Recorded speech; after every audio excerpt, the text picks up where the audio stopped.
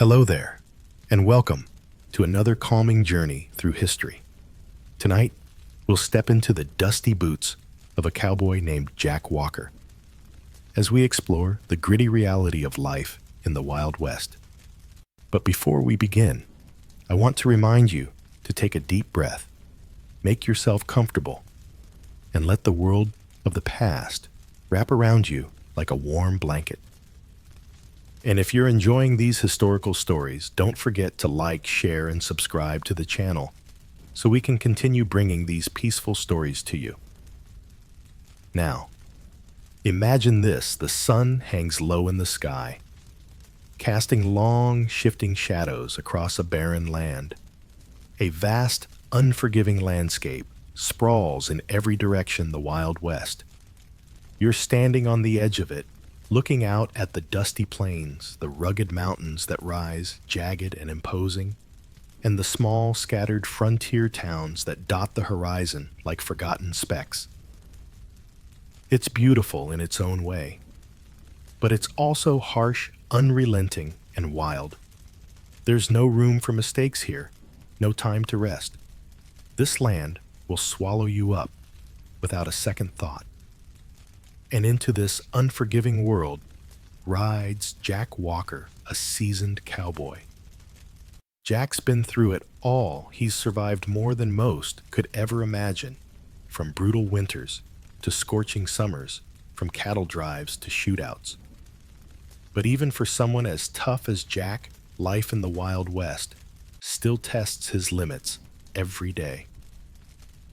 Picture Jack on horseback, now cutting through the open plains.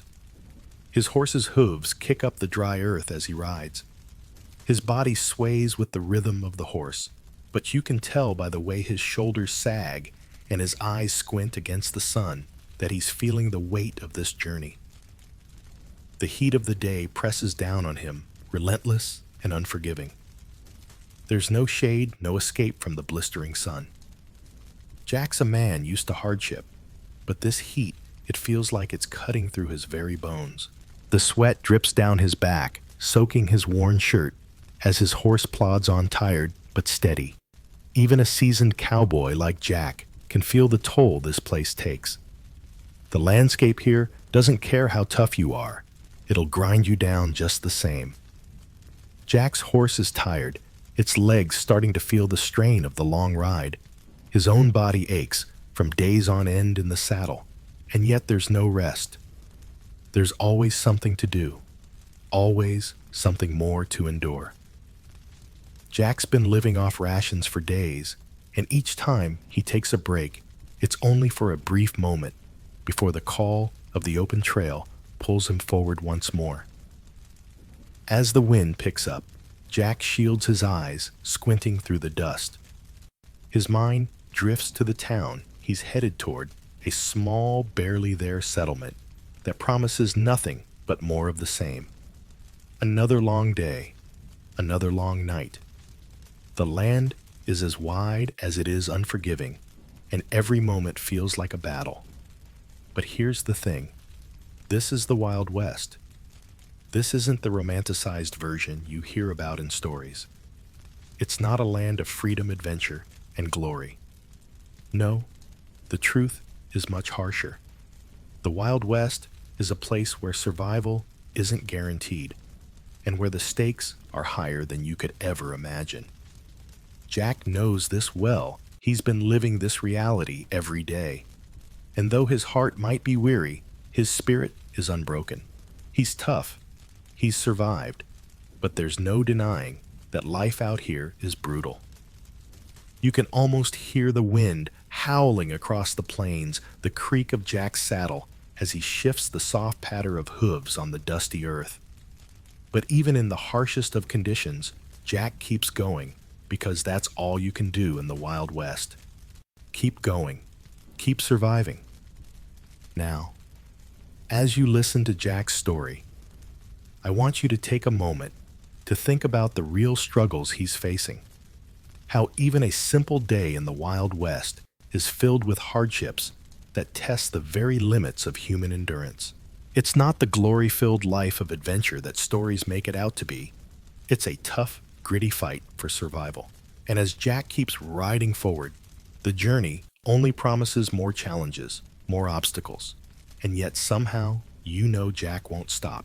He can't, because this is the Wild West, and here survival is the only victory that matters. If you've been enjoying this journey so far, don't forget to like and share and leave a comment to let me know your thoughts. And of course, if you're new to the channel, feel free to subscribe for more relaxing and immersive stories from the past. The sun is beating down on you, its hot rays burning into your skin as you sit near the fire. The landscape stretches endlessly, barren and desolate, with nothing but dry grass, cracked earth, and distant mountains to break up the monotony. You're used to this by now. The dry air, the unyielding heat, the relentless sun. But today, it feels even harsher. The heat presses down on you like a weight, making it hard to breathe. Jack had known this land was unforgiving before, but as the days wore on, he began to truly feel the weight of it. His camp, like most others, was a crude setup, nothing more than a few logs and a blanket strung over them to create some semblance of shelter. The wind howled through the sparse trees and the open plains, kicking up dust and dirt, leaving Jack parched and weary. The simple act of breathing felt like swallowing sand. He squints into the distance, hoping for some sign of relief, some sign that this barren stretch of land will give way to something more hospitable. But there's nothing. Not a single patch of green to break the endless brown and tan of the dry earth. The ground is cracked, the plants withered, and the very air around him feels dry, like it's been sucked of all moisture. "How much longer we gotta stay here, Pa?"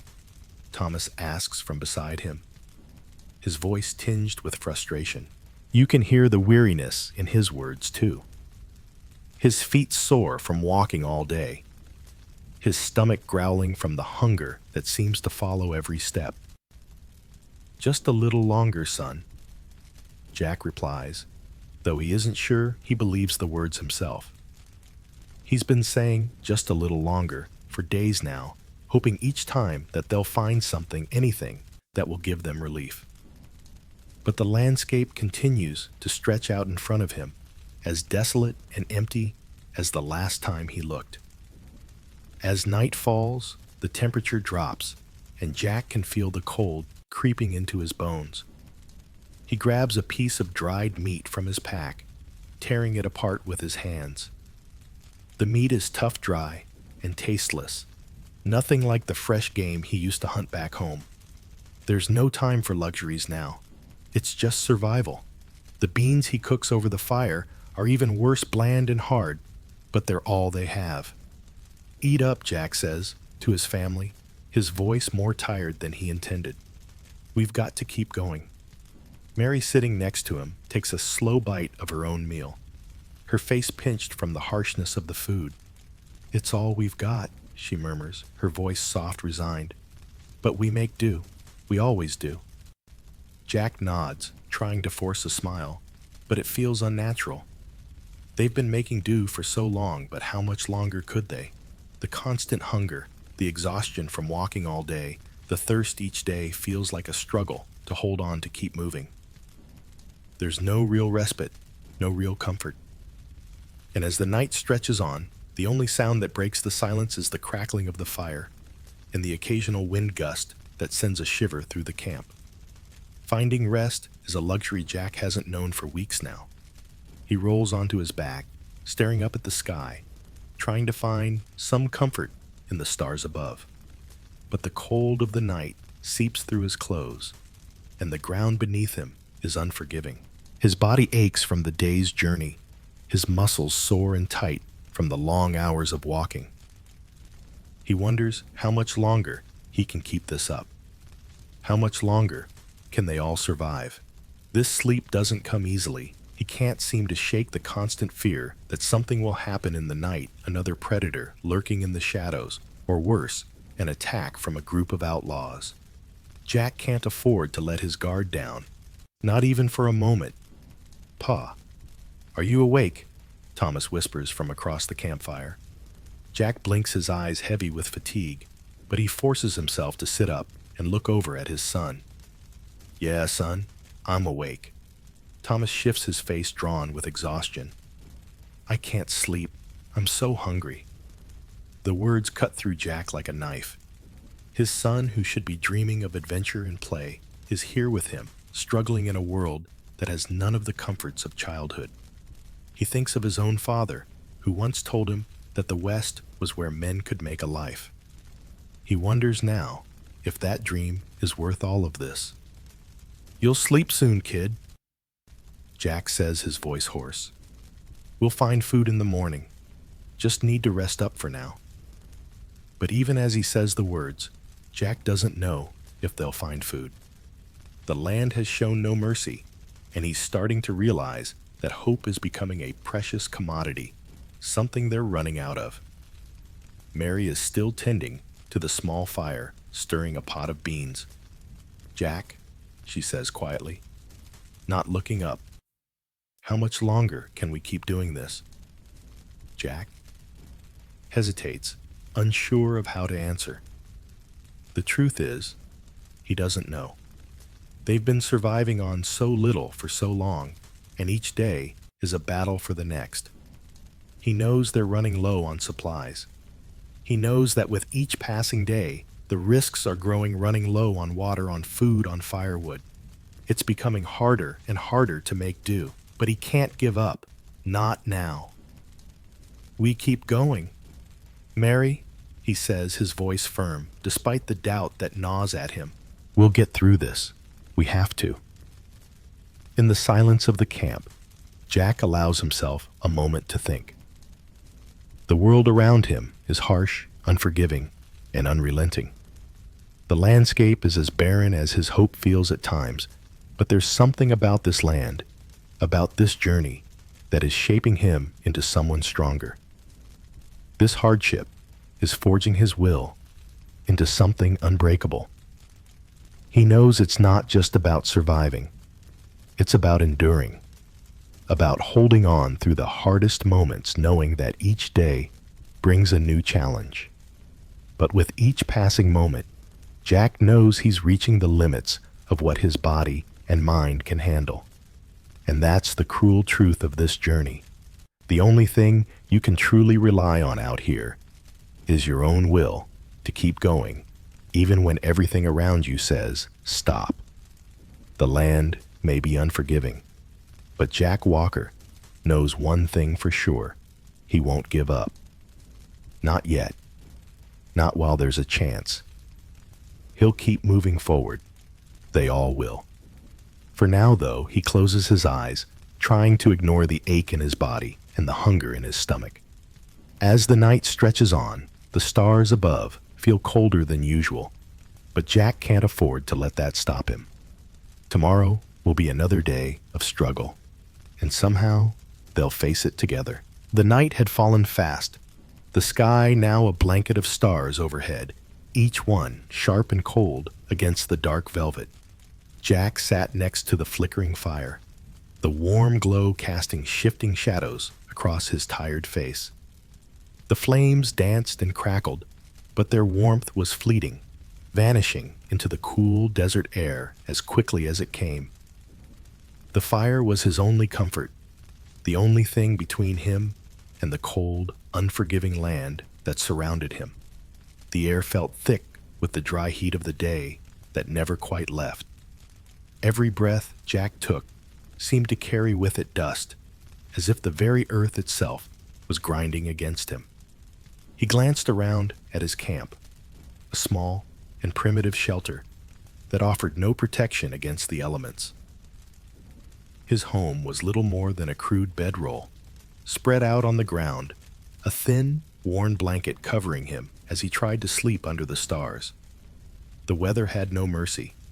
There was no sturdy cabin, no walls to protect him from the wind or rain, just the harsh terrain and the biting cold of the night. The wind kicked up around him, scattering dust and debris in all directions. The fire crackled, sending a few sparks into the air, but it barely kept the cold at bay. Jack wrapped his arms tighter around himself, trying to stave off the chill that crept through the thin cloth of his shirt. The thought of finding some shelter, something more than this miserable setup, seemed almost laughable. What good would it do? It was the wilderness, after all. You took what you could get, and you made do with what you had. His thoughts turned to the shelter. The shelter Jack had made for himself was more of a necessity than a comfort. The thin blankets and the meager supplies, all packed into his small wagon, were nothing like the homes he had known. Back in the East, people lived in sturdy houses, their homes warm in the winter, protected from the elements. But out here, the world was wild, and comfort was a thing of the past. The only shelter Jack had now was the thin canvas of his wagon cover and the bare earth beneath his feet. There was no luxury of thick walls or well-built roofs here. There was no real protection. The best he could do was create a little circle of warmth and safety around the fire, trying to keep the worst of the cold and the wind at bay. "Pa, will we ever get something better than this?" Thomas, Jack's youngest son, asked as he huddled by the fire, his eyes wide with the innocence of youth. Jack glanced over at him, his heart aching at the sight of his son, looking so small and vulnerable in this harsh world. Jack hesitated for a moment, then forced a smile. "One day, son. One day we'll make it. For now, this is all we've got. We have to make the best of it." Thomas nodded, though there was a clear sadness in his eyes. "But it's so cold, Pa, and it's so hard. Is this how it's always going to be?" Jack sighed deeply, feeling the weight of his son's question. It was the same question Jack had asked himself more than once over the past few months. The landscape they traveled through felt endless, stretching out before them, with no real end in sight. Every mile was another struggle to stay warm, to stay fed, to stay alive. The lack of proper shelter was just one of the many hardships they faced. There were no easy solutions.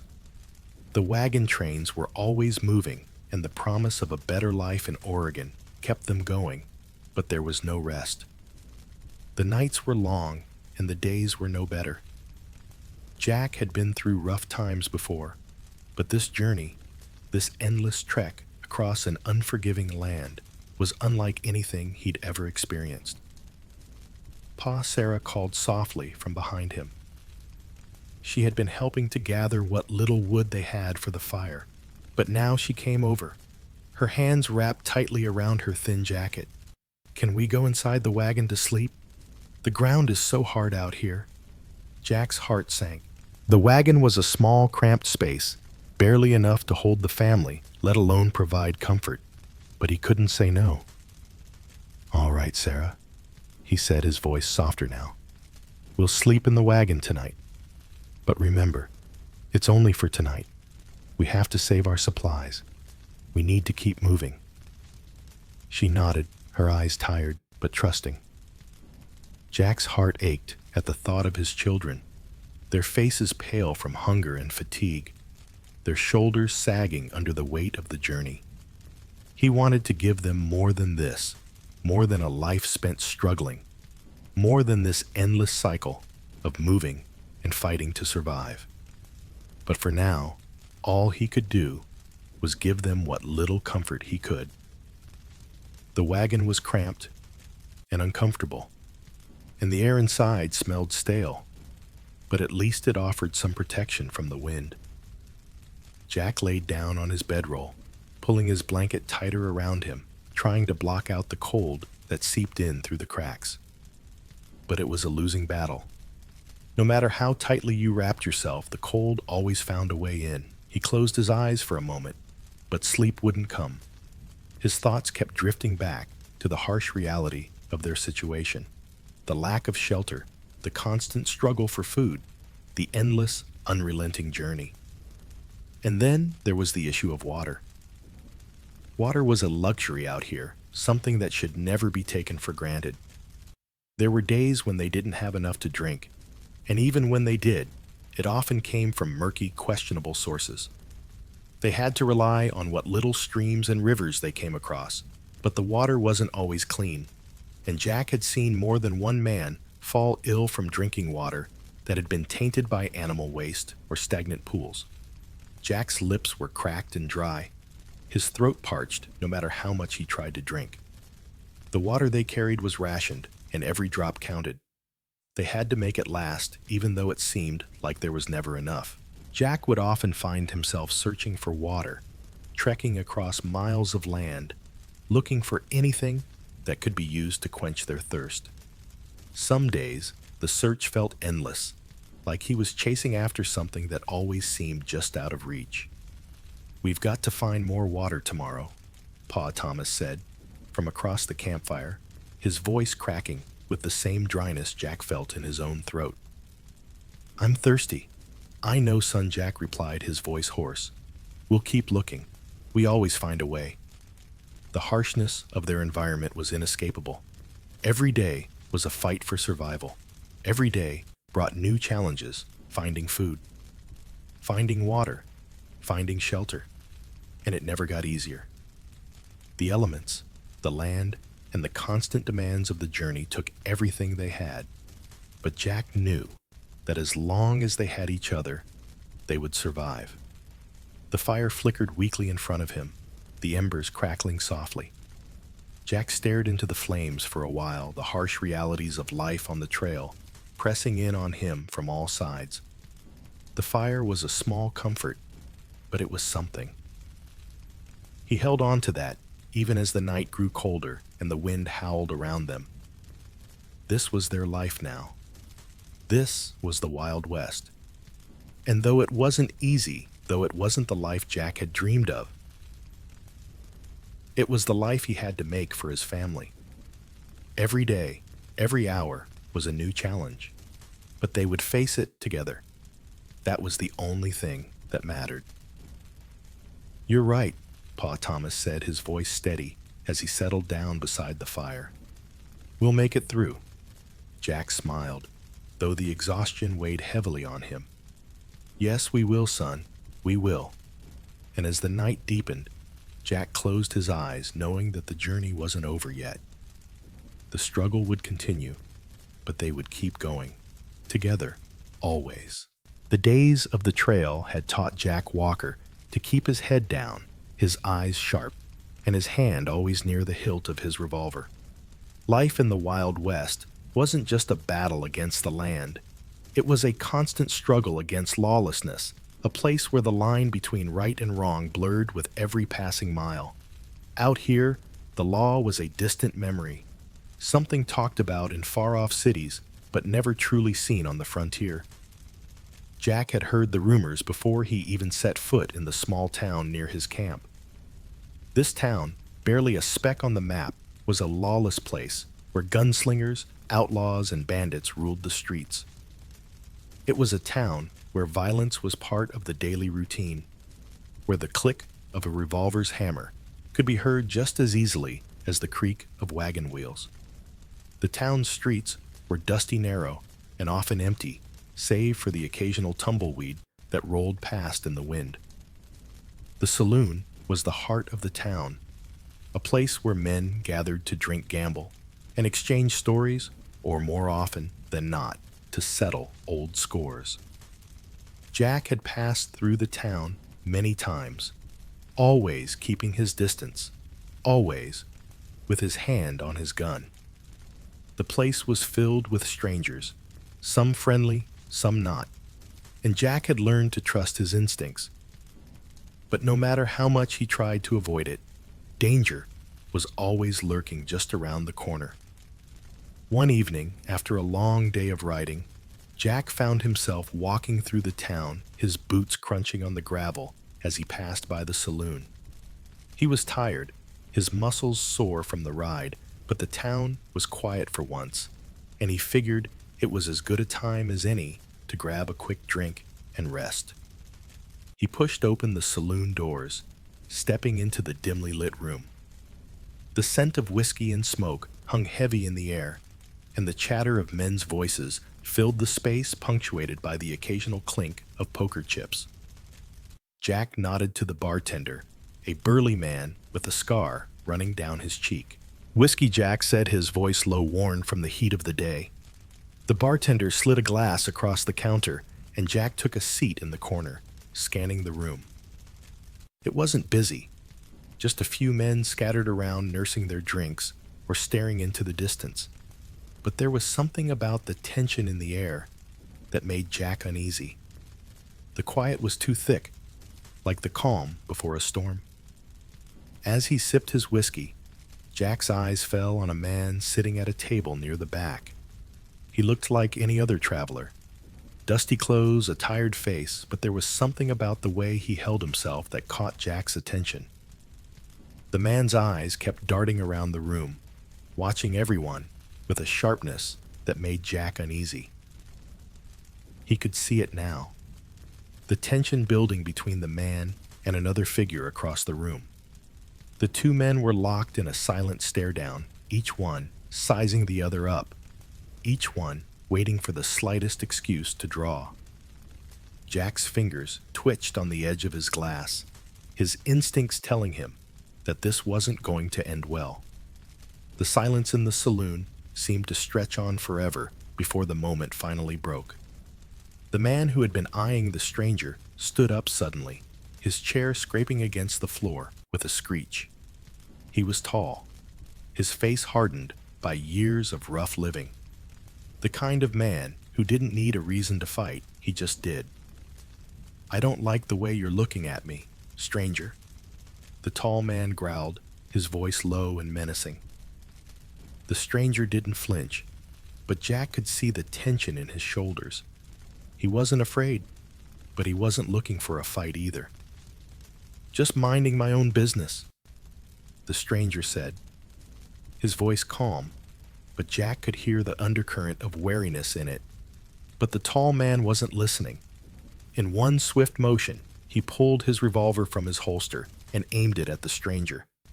The room went deathly silent, the sound of the gun's hammer clicking back, echoing in the stillness. "No need for that, friend," the bartender said quickly, trying to intervene, but his voice was drowned out by the deafening sound of a gunshot. The stranger didn't even have time to react. The bullet hit him square in the chest, sending him crashing backward into the table behind him. There was no warning, no reason, just the quick, brutal violence of the Wild West. The room erupted into chaos. Men jumped to their feet, shouting in surprise or anger, but no one moved toward the shooter. They all knew better than to interfere. Jack could see the fear in their eyes. They'd all seen it before. This wasn't new. This was just the way things were out here. Jack stood up slowly, his hand instinctively going to his revolver, though he didn't draw it. He watched as the tall man casually holstered his gun, then took a swig from his bottle of whiskey, as though he hadn't just killed a man in cold blood. "Anybody else got a problem?" the tall man growled, his voice steady, as if nothing had happened. The saloon fell silent again, and Jack's eyes flicked to the bartender, who had his hands raised in defeat. The tension in the air was thick enough to cut with a knife, but Jack didn't move. He knew better than to act rashly. Out here, you kept your distance. You didn't get involved unless you had no choice. As the tension in the room slowly ebbed, Jack looked down at the lifeless body of the stranger. No one seemed to care. A man had just died in the most brutal way, and yet it was just another day in the Wild West. Jack shook his head, stepping back toward the door. His gut twisted with unease, but there was nothing he could do. No one could stop it. The Wild West was a lawless land, a place where violence could erupt at any moment over the smallest of things. You learned to survive by keeping your head down, by walking away from trouble, and by never trusting anyone too much. As Jack walked back to his camp later that evening, the events of the day weighed heavily on him. The danger, the lawlessness, it was all too real. And in a place like this, even a moment of peace was fleeting. Life was fragile here, and you could be gone in an instant, just like the stranger who had crossed the wrong man. He thought of his family, of the people he cared about, and the harsh reality of living in a place like this. The Wild West was full of adventure, yes, but it was also full of violence, danger, and death. It wasn't the life Jack had imagined when he first set out on this journey, but it was the life he had now, and he would survive it, somehow. But the weight of it all, the violence, the constant threat of death, never fully left him. It was always there, lurking just beneath the surface, waiting for the next trigger to set it off. And so Jack kept moving forward, always alert, always ready for whatever might come next. Because in the Wild West, you never knew what might happen. You only knew that survival, pure and simple, was the greatest victory of all. The sun had barely risen, casting a pale light over the horizon, as Jack Walker sat atop his horse, gazing out over the vast plains. His camp had been quiet this morning, a stillness that wasn't unusual for a place so far from civilization. The air was cold but clear, the silence broken only by the distant calls of birds and the soft crunch of his horse's hooves against the frozen earth. He had become used to the isolation. The solitude of the Wild West was as much a part of life as the endless miles of rugged terrain. But despite the peaceful calm, Jack's mind remained alert, his instincts sharp. He knew that in this land, peace was fleeting. There was always something lurking beneath the surface. Something dangerous, something unpredictable. It wasn't just the land that threatened his survival. It was the people too. The Native American tribes, once masters of this land, had been forced into the shadows as settlers, like Jack pushed westward, carving out their own piece of the frontier. Tensions had been building for years now, and Jack could feel it in the air, thick with anticipation, like a storm waiting to break.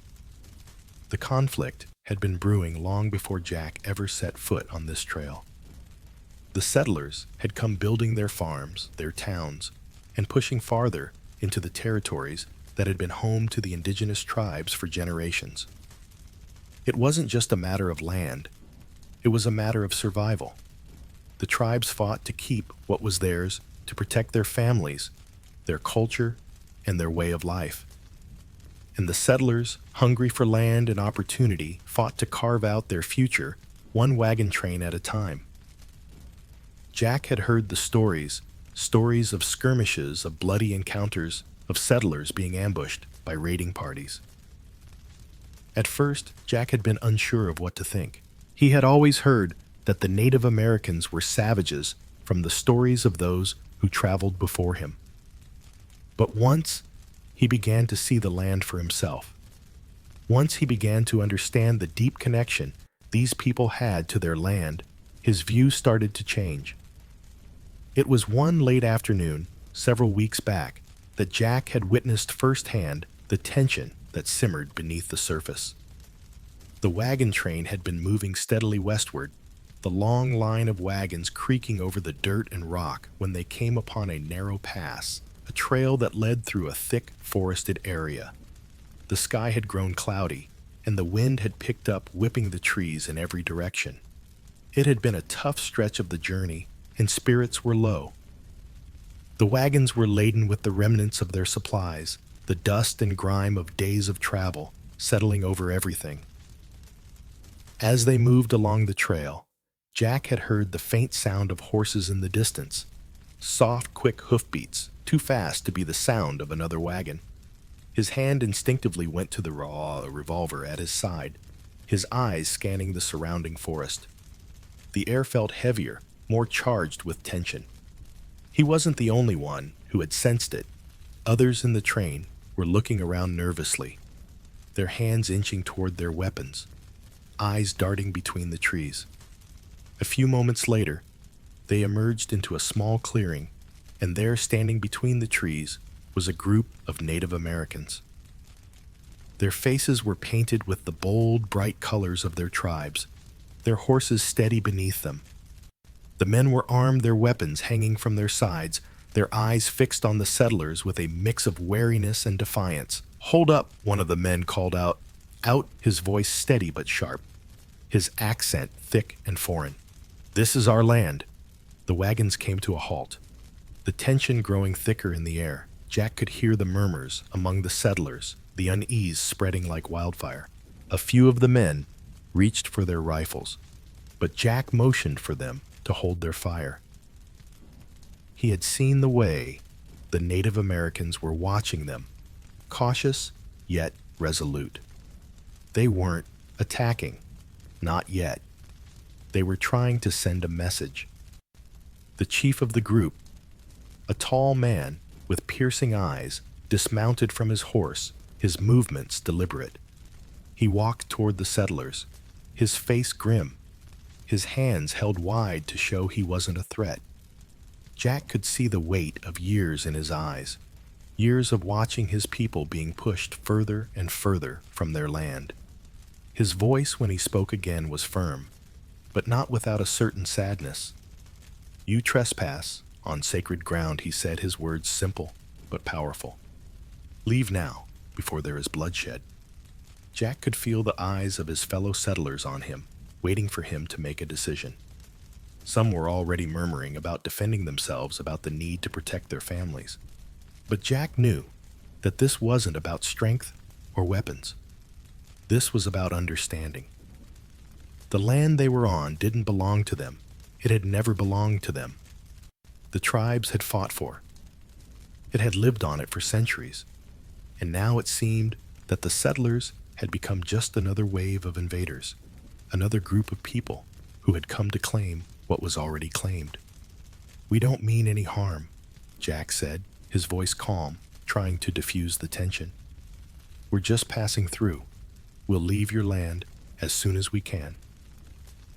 The chief regarded him for a long moment, his expression unreadable. Then he nodded slowly.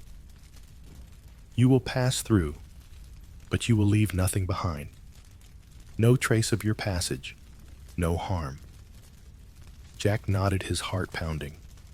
"We will honor that. We just need to get to Oregon. That's all."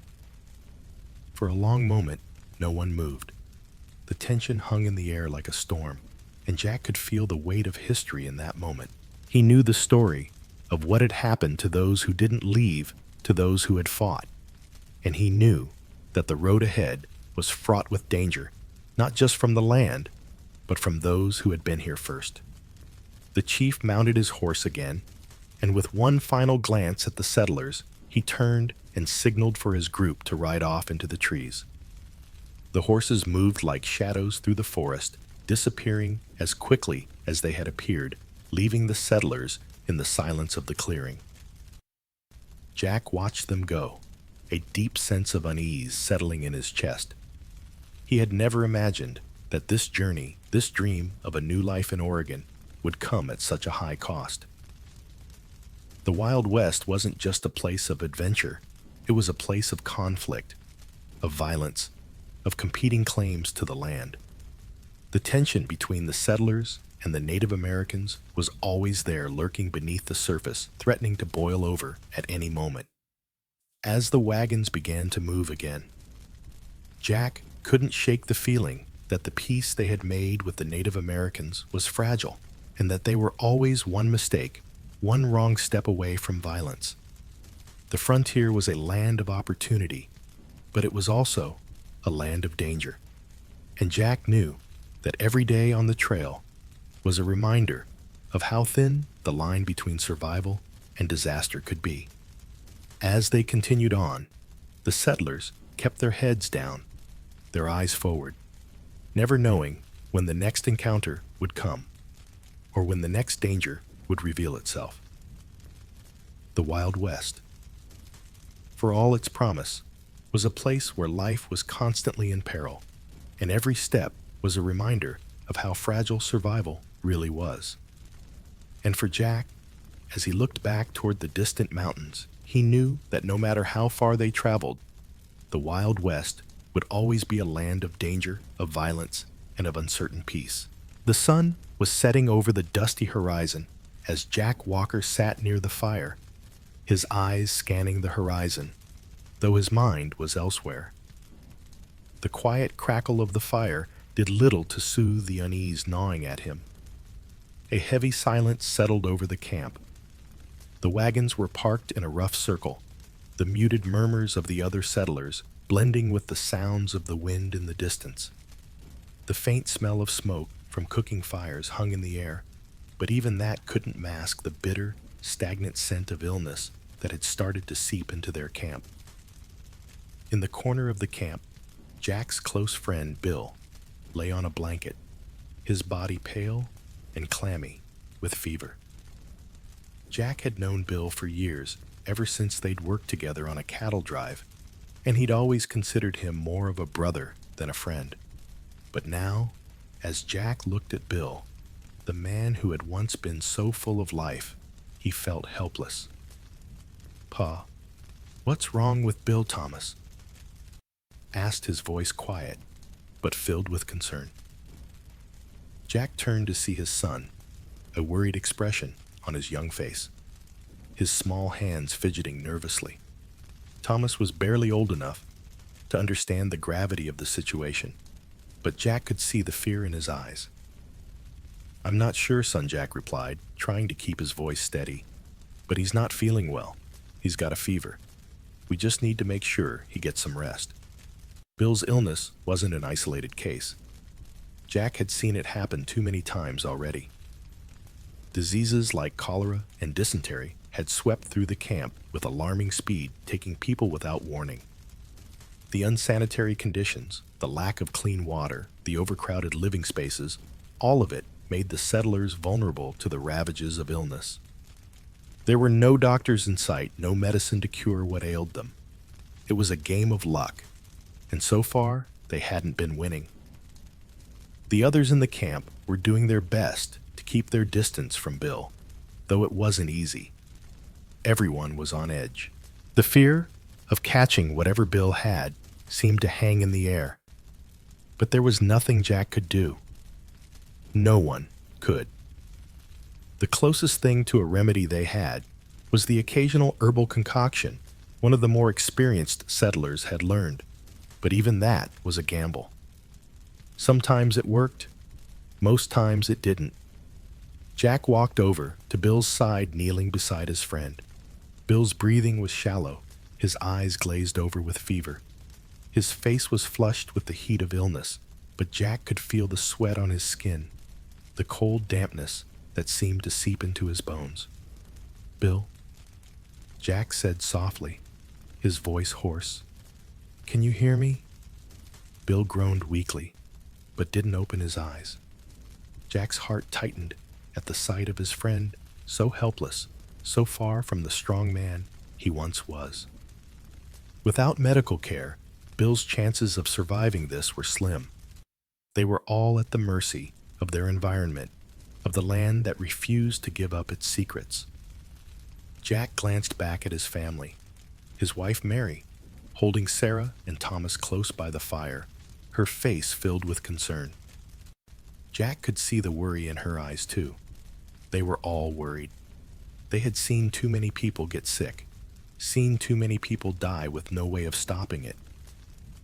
"Jack, will he make it?" Mary asked softly as she walked over, her voice laced with fear. She placed a hand on his shoulder, her touch warm, but it didn't offer any comfort. "I don't know," Jack replied, his voice barely above a whisper. "I wish I could do more. I wish I had the right medicine, the right knowledge, but there's nothing we can do." Mary nodded, but her face fell. She knew the truth. They were all vulnerable. A simple cut, a sprain, an infection. Those were the things that killed out here. There was no hospital to run to, no doctor to turn to. All they had was each other.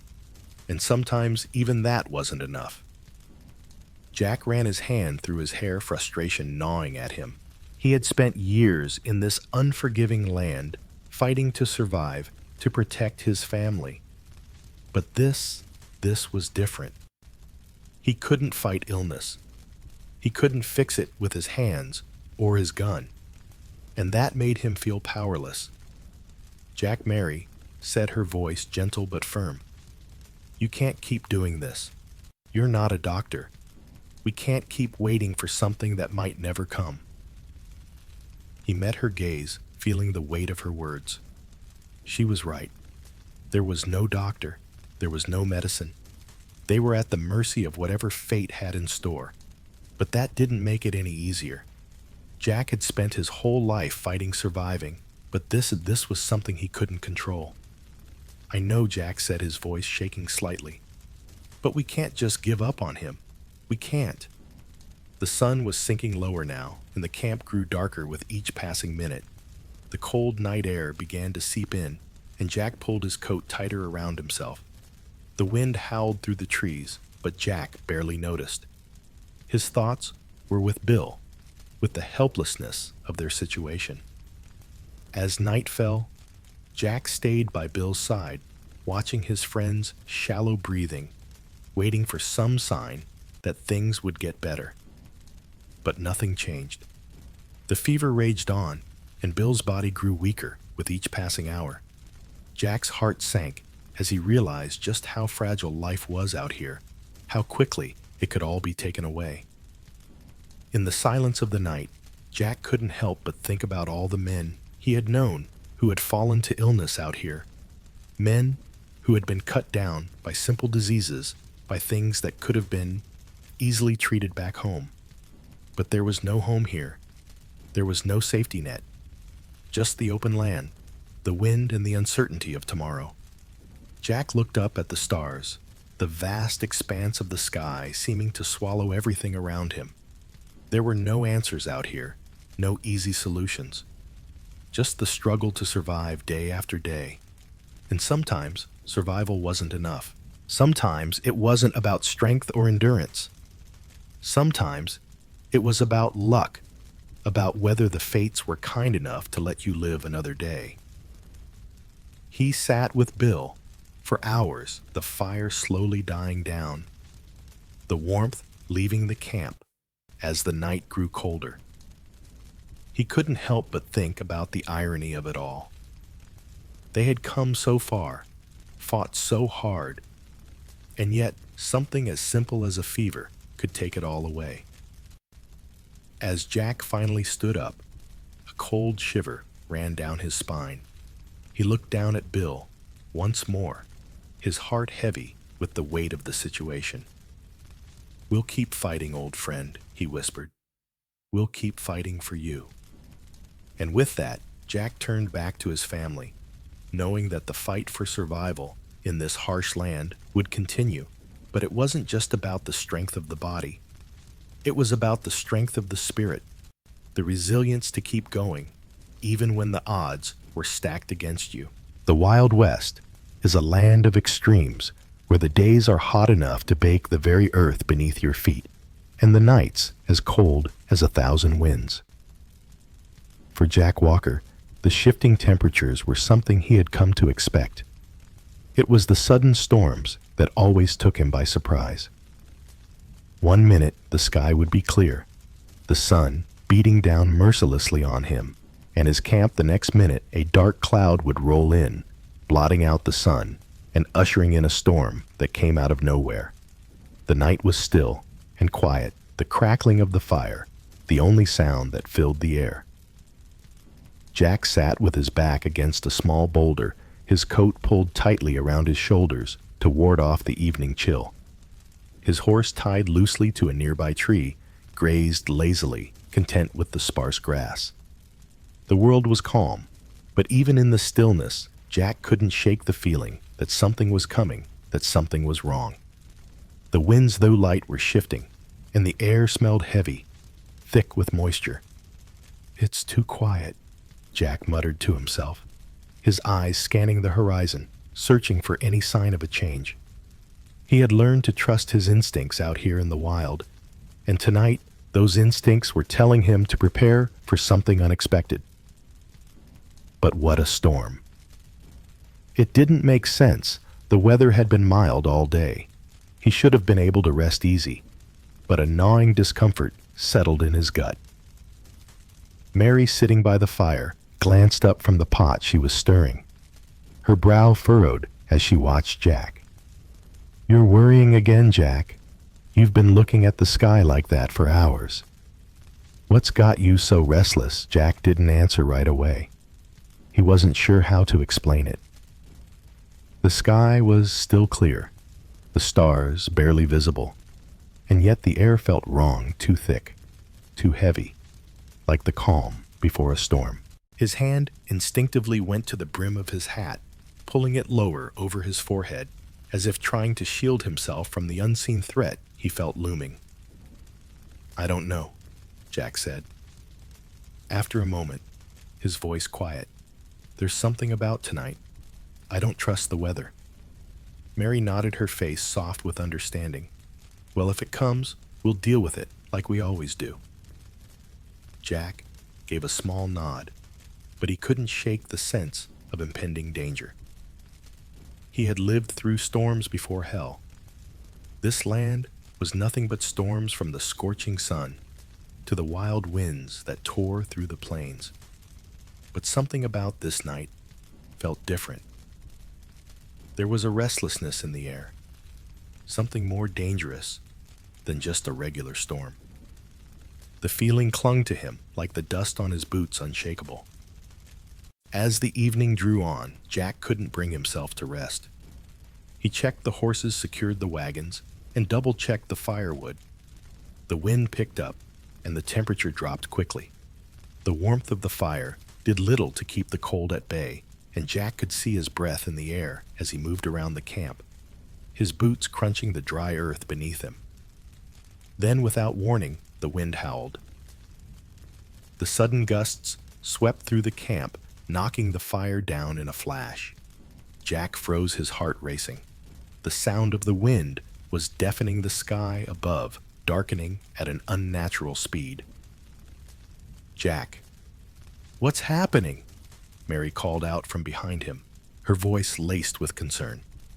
"Get the children," Jack shouted over the rising wind, his eyes scanning the sky. In the distance, flashes of lightning lit up the dark clouds that were now rolling in faster than Jack could have imagined. The first raindrops hit the ground, soft and sparse at first, but then quickly grew into a torrential downpour. The rain lashed against Jack's face, and he squinted through the storm, trying to make out any landmarks. But the wind whipped the rain into his eyes, blurring his vision. He could hear the horses whinnying in panic, the sound of the wagons creaking and shifting in the gale. The fire was gone now, completely snuffed out by the heavy rain and the relentless wind. "Mary, take the kids and get under cover." Jack yelled, his voice barely audible over the roar of the storm. He struggled to keep his footing as the ground became slippery underfoot, the earth turning to mud beneath the force of the rain. The night had turned from peaceful to chaotic in the blink of an eye. Mary grabbed the children, pulling them close to the wagon, and Jack rushed to help secure everything before it was too late. The wind was picking up again, howling like a wild animal, and Jack could see their supplies being tossed around the rain, turning the earth to mud. The storm wasn't just a passing shower. It was a full-fledged tempest, and they were caught right in the middle of it. "Pa, what do we do?" Thomas cried, his small voice trembling with fear. The wind whipped through the camp, and the noise was deafening. "We hold on," Jack said, his voice low but firm. He grabbed his son's arm and pulled him into the wagon for shelter. "We make sure everything is tied down, and we ride it out." Jack quickly moved to the horses, holding the reins with a white-knuckled grip as the animals jerked and kicked, fighting against the wind. The storm was so fierce that even the animals seemed afraid. Jack tried his best to calm them, but the fear was palpable. He could feel the tension in the air, the sense that something could break at any moment. The wind picked up, and soon the rain was coming down in sheets, blurring the world around them. The night felt like it was closing in on Jack, the storm's fury swallowing the sky, the earth, and everything else in its path. Jack could feel the mud seeping into his boots, his clothes soaked through, and the cold creeping into his bones. But there was no time for fear. There was no time to wonder what was going to happen next. He had to make sure his family was safe. As the night dragged on, the storm raged with no sign of letting up. It felt as if the world itself was trying to swallow them whole. But Jack wouldn't give in. He couldn't. He had to stay strong for Mary, for the kids. The weather might have been unpredictable, violent, and overwhelming, but Jack had faced worse. He had survived worse. By the time the storm finally began to subside, the camp was in shambles. The wagons had shifted, the horses were drenched and shaking, and Jack could see the damage the storm had caused: wet supplies, overturned tents, and everything coated in thick mud.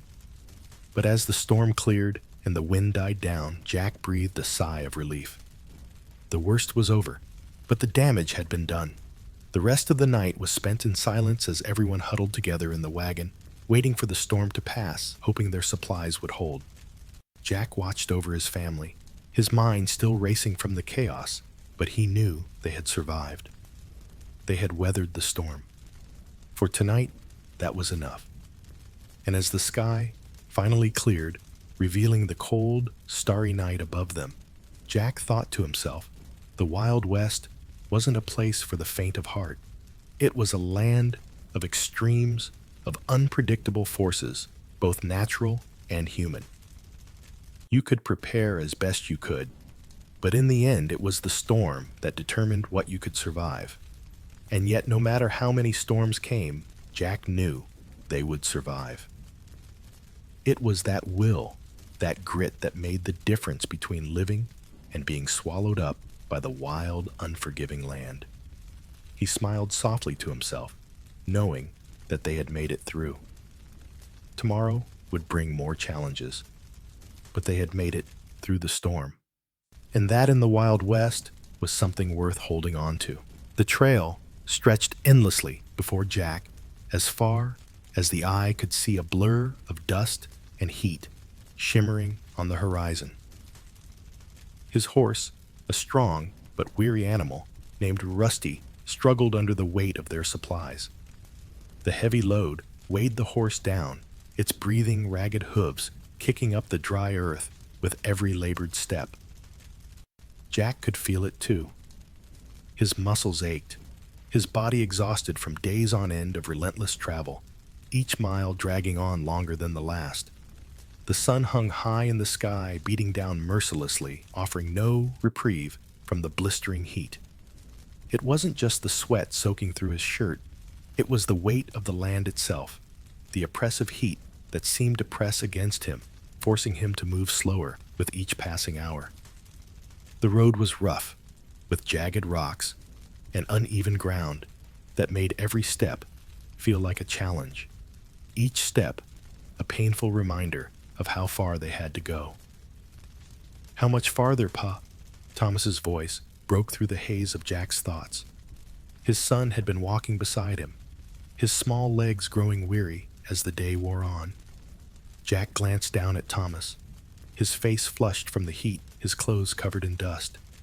He hadn't been able to find any relief for his son, and the weariness was beginning to show in his eyes.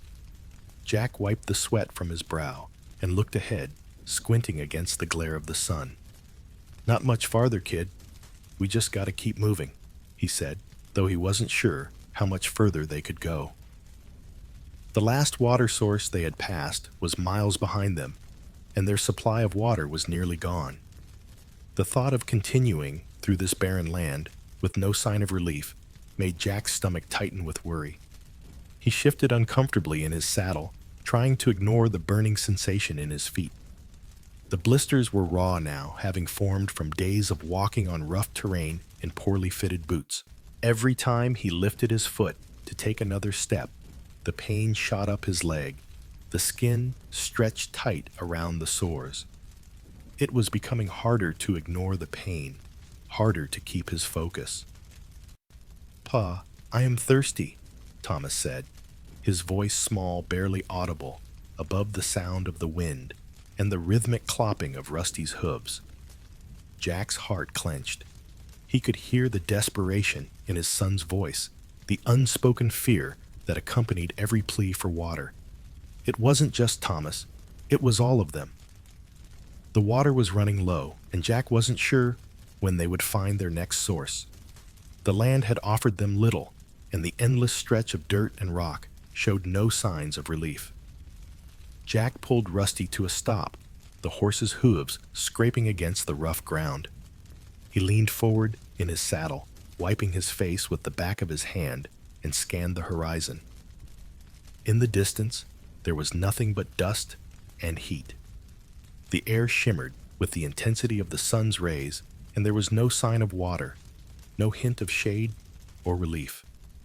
The only thing that greeted him was the relentless stretch of land that seemed to mock him. "We're almost there, son," Jack said, though the words felt hollow, empty even as he said them. He didn't know how much longer they could continue this way. The road ahead seemed as endless as the horizon, and the strain of travel was beginning to take its toll on everyone. The fatigue wasn't just physical, it was mental too.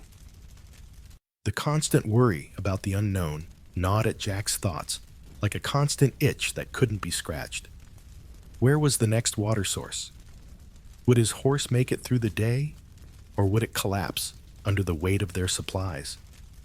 Were there bandits or outlaws lurking nearby, waiting for the perfect opportunity to strike?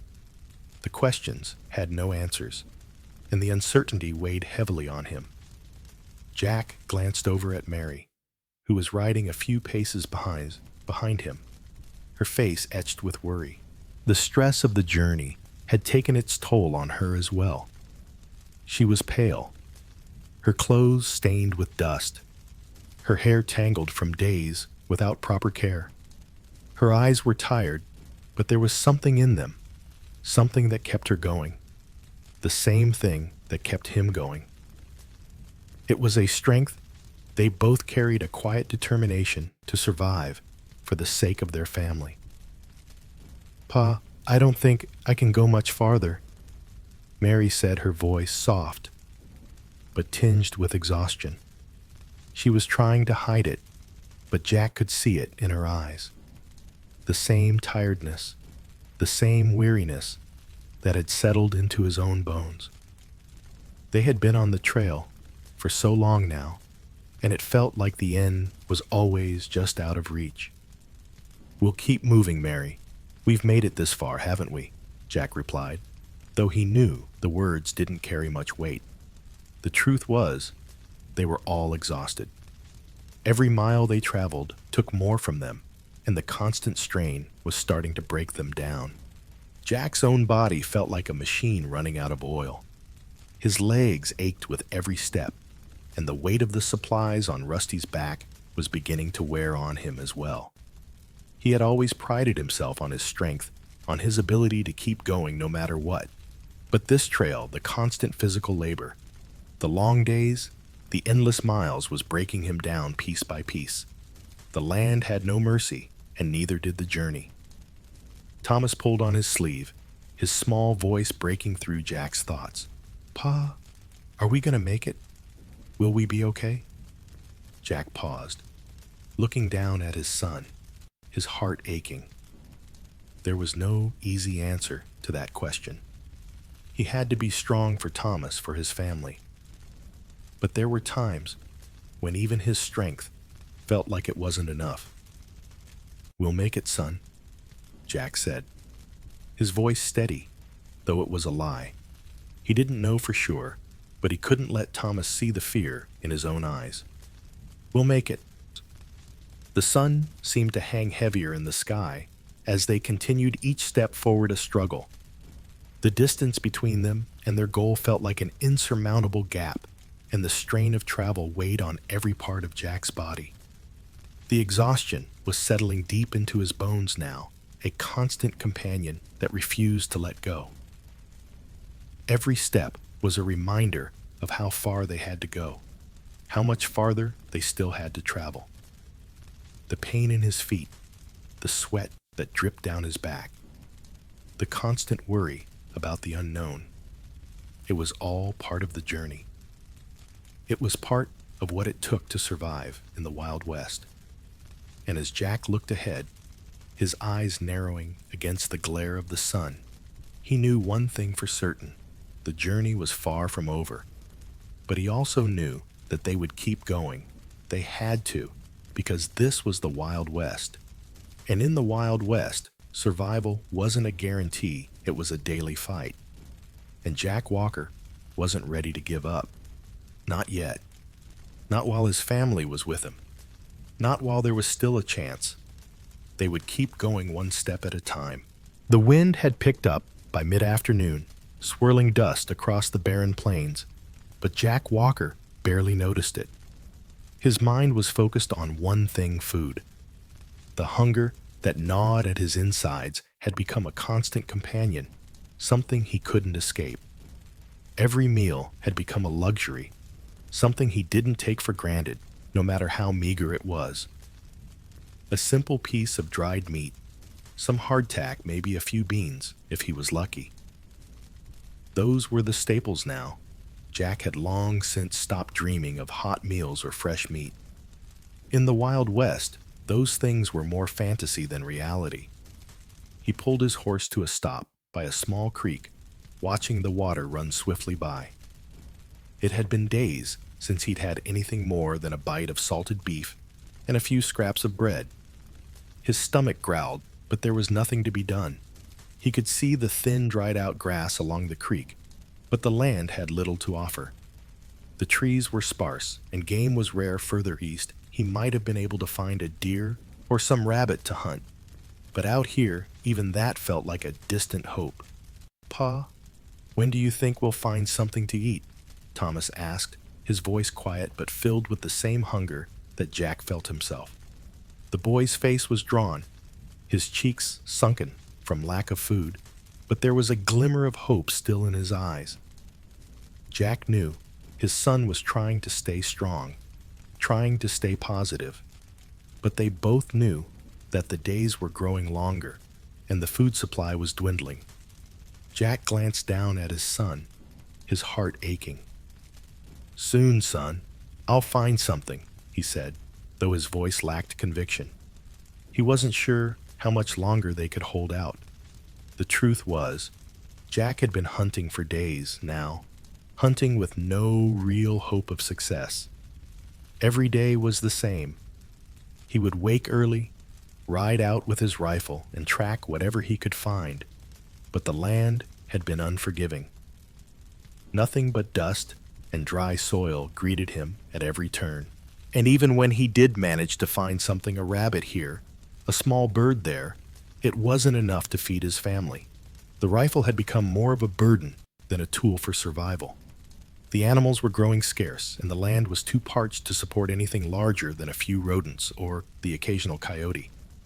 When Jack did find something to eat, it wasn't much. The salted meat he carried was tough and dry, the taste of it lingering in his mouth like sawdust. The hardtack, a dry, dense biscuit, could barely be called food, but it was all they had. He chewed it slowly, savoring the small bits of nourishment, but it was never enough. It wasn't like the meals he remembered from back home. He couldn't recall the last time he had a full meal, let alone something fresh. There was no time for flavor or enjoyment out here. Every bite was a necessity, not a pleasure. "Pa, I'm hungry." Sarah's voice broke through his thoughts. She was sitting by the fire, her little face pale and tired, her hands clutching the edge of her blanket, as if it might give her comfort. Jack's heart sank as he watched her, knowing that there was little he could do to ease her hunger. "I know, sweetheart," he said softly, crouching down next to her. "We'll have something soon, I promise." She looked up at him, her eyes wide with trust, but Jack could see the doubt creeping in. She was so young, so innocent, but even she knew that promises in the Wild West were as fleeting as the wind. Jack rose to his feet, his legs aching from the long days of riding and walking, his body weak from hunger. "I'll go out again tomorrow," he said, more to himself than to anyone else. "I'll find something. We can't keep going on like this." The truth, though, was that there was no guarantee. Jack had tried every method he knew. He had set traps, tracked game for miles, used all the knowledge he had of hunting and foraging. But it was never enough. The land had changed since they'd first arrived, and the animals seemed to know it. They were moving deeper into the hills, or perhaps simply disappearing. Whatever the reason, hunting had become a near impossible task. Jack's thoughts were interrupted by a sudden noise, a rustling in the bushes nearby. His hand immediately went to the revolver at his side, instinctively ready for whatever danger might be approaching. He held his breath, waiting for whatever it was to emerge. A rabbit. It darted out of the brush, small and quick. Jack's heart leaped at the sight of it, and he slowly reached for his rifle, positioning himself to take a shot. The hunger gnawing at him became unbearable in that moment. This could be the answer to their prayers. One rabbit could mean a meal for the entire family, something that would keep them going for at least a day. He raised his rifle and aimed, but as his finger tightened on the trigger, something stopped him. He couldn't do it. Not to this creature, this small, helpless animal. He had hunted for survival, but not like this. The thought of taking its life in such a cold, calculating way made his stomach churn. The rabbit scurried away into the bushes, disappearing from sight. Jack lowered the rifle, feeling the weight of the moment. He couldn't bring himself to take that shot, not when the animal was only doing what it had to do to survive. He thought of his children, of Mary. Were they any different? They too were just trying to survive in a world that seemed to be growing more unforgiving with each passing day. Pa Thomas's voice broke through his thoughts again. Jack turned to look at him, his son standing there with that familiar look of concern. "You all right?" "I'm fine, son," Jack said, though his voice was hollow. "I'm just thinking."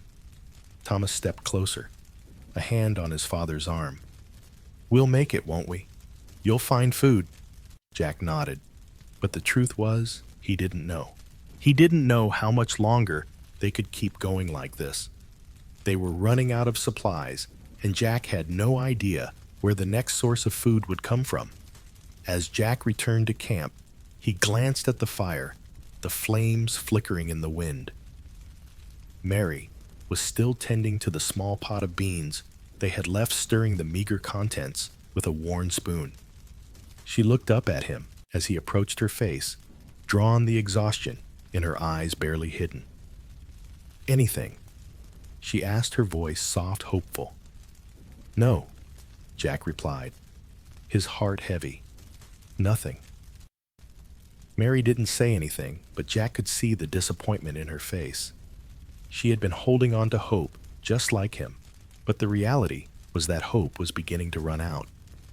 The days had been long, and every step of the journey was filled with uncertainty. Each day, they got closer to Oregon, but it felt as though the journey was only getting harder, not easier. The fire crackled, and Jack felt the weight of his failure. The land was taking everything from them. Everything they had, everything they needed to survive. And Jack couldn't stop it.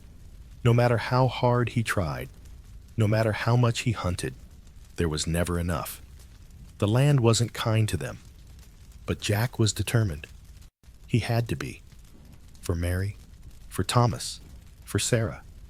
They would survive. They had to. Even if it meant going without food for days, even if it meant stretching their meager supplies, they would survive.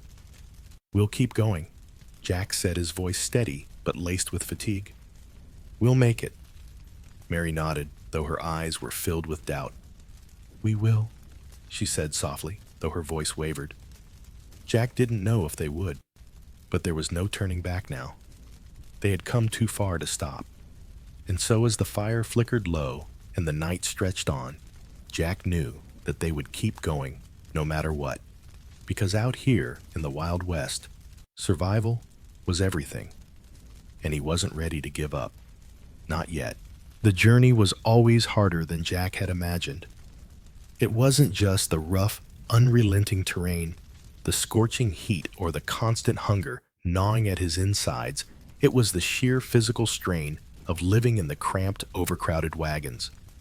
He'd seen the other settlers, all of them packed into these wagons, like cattle fighting for space, fighting for a scrap of comfort. At first, the thought of traveling together with a group had seemed like a good idea. A shared sense of purpose, a common goal, everyone on the trail toward a better life in Oregon. But now, days turned to weeks, and Jack's patience with the other travelers was wearing thin. The wagons were supposed to be a means of transport, a way to carry everything they needed across the country. But now, the only thing they carried was a mounting sense of claustrophobia, the smell of sweat, and the constant shuffle of bodies trying to squeeze into the smallest available space. Jack thought back to the first day they joined the wagon train. The excitement of starting a new life, the idea that they were all in this together, was still fresh in their minds. But soon, the reality had set in the cramped quarters, the constant noise, the fighting for even a few inches of personal space. It felt like there was no escape from the overwhelming closeness of it all. At night, it was worse. Jack would lie awake on his bedroll, his body aching from the constant jostling of the wagon, the wheels creaking, the noise of children crying, and the soft murmurs of tired voices. The heat was stifling during the day, but at night, the cold crept in, making every breath feel sharp and uncomfortable. The wagons weren't built for comfort. They were built to move. And move they did day after day, mile after mile, with no rest. Pa Thomas's voice interrupted Jack's thoughts, pulling him back to the present. Jack looked down at his son, who was sitting beside him, his face scrunched in discomfort. "When are we going to stop for a bit? My legs hurt." Jack sighed softly, rubbing his son's shoulder. "I know, son. I know. We'll stop soon enough. Just hang on a little longer." Jack himself was weary. His body ached from the long days on the road, and there was no real relief from the constant strain. His muscles felt tight, his hands rough from gripping the reins for so long. The lack of space was taking a toll on him, but it was worse for his family. Mary, his wife, looked even more worn out than usual. Her face had lost some of its color, and Jack noticed how often she paused during the day, her hands on her hips, her back slightly hunched as if every movement caused her pain. "I can't take this much longer, Jack," Mary whispered one evening after they had finished their meager dinner of beans and dried meat. "I love you, but I don't know how much more I can endure in these conditions." Jack felt a pang of guilt in his chest. He knew exactly what she meant. The wagons were cramped, and the air inside them felt thick and heavy with no way to escape the stench of sweat and tiredness. There was no room to stretch out, no room to rest properly. It wasn't like the old days when they could find a little peace by the hearth, a little quiet in their home. Here in the wagon train, there was no such thing. There was only the constant noise, the cries of babies, the conversations of fellow travelers, the sound out of the wagons creaking with every bump in the road. "I'm sorry, Mary," Jack said, his voice hoarse. "I wish we could make it easier, but we've come so far already. We have to keep moving." Mary didn't say anything at first. She simply nodded, her eyes tired but understanding. She knew he was right, but she also knew that they couldn't keep this up much longer. The constant struggle for space, for food, for rest, it was taking everything out of them. Jack took a deep breath and glanced around at the rest of the wagon train. The other settlers were no better off. Some of them were families like his own. Others were single men or groups who had come out west with high hopes of finding fortune. But now, as the days wore on, Jack saw the toll it was taking on them all. The children were cranky, the adults were irritable, and the sense of camaraderie that had once bound them together had begun to fray at the edges. One afternoon, as the wagons rumbled forward, Jack overheard a conversation between two other settlers. "I don't know how much longer I can stand," this one man was saying. "I've been stuck in this damn wagon for days, and my legs are cramping up from the lack of space. We've got nothing to trade, and food's running low." His companion grunted in agreement. "And don't get me started on the water. We're almost out, and no one knows when the next stream is coming. It's a damn nightmare." Jack had heard these complaints before, but hearing them from strangers made the weight of the situation even more real. This wasn't just his family's struggle, it was everyone's. Everyone in the wagon train was fighting the same battle, the battle for space, for food, for survival, and there were no guarantees that any of them would make it to Oregon. The days bled into each other, and every morning brought the same routine rise. Before the sun, gather, the supplies, feed the horses, and then back into the wagon, inching forward with every painful turn of the wheels. The roads were rough, the terrain unforgiving, and there was never enough of anything.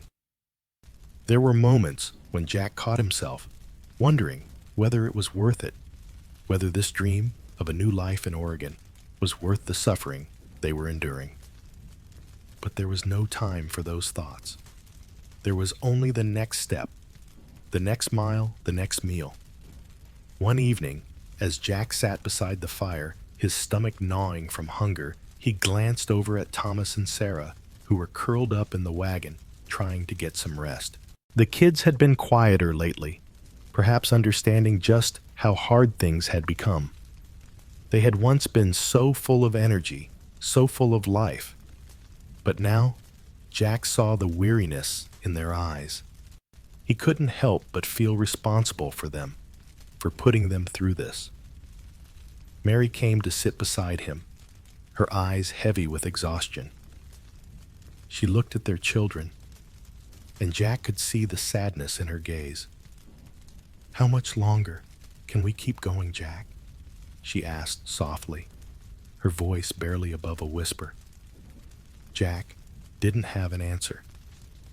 He wanted to say they would make it, that they would survive, that things would get better. But the truth was, he didn't know. The road ahead was long. The dangers were real, and the resources were scarce. Every day felt like a struggle for the next, and the constant uncertainty weighed heavily on him. He turned to Mary, giving her a tired smile. "We'll keep going," he said, his voice firm, though the doubt lingered in his heart. "We have to.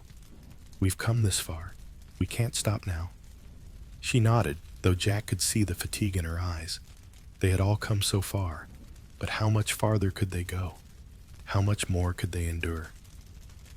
As the night wore on and the fire burned low, Jack lay back on his bedroll, staring up at the stars. The night sky seemed so vast, so endless, and for a moment, Jack allowed himself to imagine a world where they could simply stop, where they could rest and rebuild. But the thought was fleeting. The reality was far different. They were in the Wild West, and the struggle for survival never ended. In the end, Jack knew one thing for sure. They would keep moving forward. They had no choice. This journey wasn't just about reaching Oregon. It was about enduring, about finding the strength to keep going, even when everything seemed impossible. It was about survival. And in the Wild West, survival was everything. Jack closed his eyes, the sounds of the night blending with the noise of the wagons, and drifted into a fitful sleep, knowing that tomorrow would bring the same challenges, the same hardships. But he also knew that no matter what, he would keep moving forward, for his family, for their future, for the chance to survive. The sun was setting over the rugged expanse of the trail, casting long shadows across the endless stretch of dirt and stone. Jack Walker had been on his feet all day, his legs aching with every step, his back stiff from hours spent hunched over the wagon. The wind blew across the plain, stirring up the dust that clung to his skin and made his throat dry as sandpaper. There had been no respite, no chance for rest. It was a constant grind, a daily test of endurance, with no end in sight. As he walked beside his horse, Jack could feel the weight of his body, the strain of the journey pulling at him. His feet were sore, the soles of his boots worn thin from the miles of travel. His back ached from the constant lifting and bending, the repetitive tasks that never seemed to end. Every day was the same. Every day was just a blur of walking, hauling, and surviving. It felt like the world was conspiring against him, pushing him further and further into exhaustion with no chance for a moment of peace. He glanced over at his wagon, the small wooden vehicle creaking under the weight of their belongings. His family was following behind, their faces tired and weary just as he felt. Mary walked beside the wagon holding Sarah's hand, while Thomas trailed behind them, dragging his feet in the dust. Jack could see the same exhaustion in their faces, the same weariness that had taken hold of him. "Pa, I'm tired," Thomas muttered, his voice barely audible over the sound of the wind. Jack turned to look at him, his son's small form hunched in fatigue. "I know, son, I know. We'll rest soon enough," Jack replied, though his voice was hoarse, his own exhaustion making it hard to find the energy to comfort his son. He had said those words so many times now, but the truth was, he didn't know when they would stop. The trail was long, and the road was unforgiving. There was always something to be done, always something to worry about. Jack couldn't remember the last time he had felt truly rested. Every morning, they woke before the sun rose, packed up the camp, and continued the journey, moving from one spot to the next. The work never ended. There was no time to relax, no time to stop. There were always miles to cover, always supplies to gather, always the need to keep pushing forward. Even when they made camp at the end of the day, Jack knew it wouldn't be a restful night. The hard ground offered little comfort, and the night air was often cold, biting at his skin. The days blurred together, a never-ending cycle of work, hunger, and fatigue. Jack's body felt like it was always in motion, always aching, always being pushed to its limit. At night, when he lay on his bedroll beside the fire, his body would throb with pain. His legs, his back, his arms, everything ached. The weariness seeped into his bones, and sleep was never truly restful. The wind, the cold, and the endless cycle of exhaustion made it hard to find comfort in anything. But there was no choice. There was no room for rest. They had to keep moving. "Pa, you okay?" Mary asked one night, her voice gentle as she sat beside him by the fire. Her face, too, was drawn with fatigue, her eyes heavy with the weight of the journey. "You've been walking all day. You need rest." Jack looked at her, his heart heavy. She was right. They all needed rest. They needed to stop to find some relief from this endless march across the land. But that wasn't possible. "Not yet. I'll be fine, Mary," Jack said, though the words felt hollow as soon as they left his lips. He could feel the ache in his legs, the tightness in his back, but there was no time to think about it. The land was unforgiving, and the journey was far from over. We just need to keep going. Mary didn't press him. She understood. They had been through too much together to stop now. The journey had been hard on all of them, but it had brought them closer too. Every step, every mile, was a test of their strength, their resilience. They had made it this far, and Jack would be damned if they stopped now. As Jack sat by the fire, staring into the flickering flames, his thoughts drifted to the others in the wagon train. He knew that many of them were in the same condition, exhausted, worn out, their bodies aching from the constant physical labor. It wasn't just the walking. It was the constant lifting, the hauling, the fixing of wagons, the gathering of firewood. Every task was a battle, every step a struggle. Jack couldn't help but think of the men who had already fallen behind the ones who hadn't been able to keep up with the grueling pace of the journey. A sudden pain shot up through his leg, and Jack gritted his teeth, squeezing his eyes shut. It was the same pain he had been feeling for days. Now his knees had started to stiffen from the constant motion, and the soreness in his feet had turned into sharp burning pain with each step. "Damn it," he muttered under his breath, shifting uncomfortably on the hard ground. He rubbed his knee, trying to ease the ache, but it was no use. The pain was always there now, a reminder of how much longer they still had to go. It wasn't just the physical toll of the journey that was wearing him down. It was the constant fear of injury. Out here, a simple fall or a twisted ankle could mean disaster. Jack had seen it happen before. He remembered a man in the wagon train who had slipped while trying to fix his wagon, twisting his ankle so badly that he couldn't walk for days. That man had ended up being one of the many who didn't make it, too injured, too weak to continue.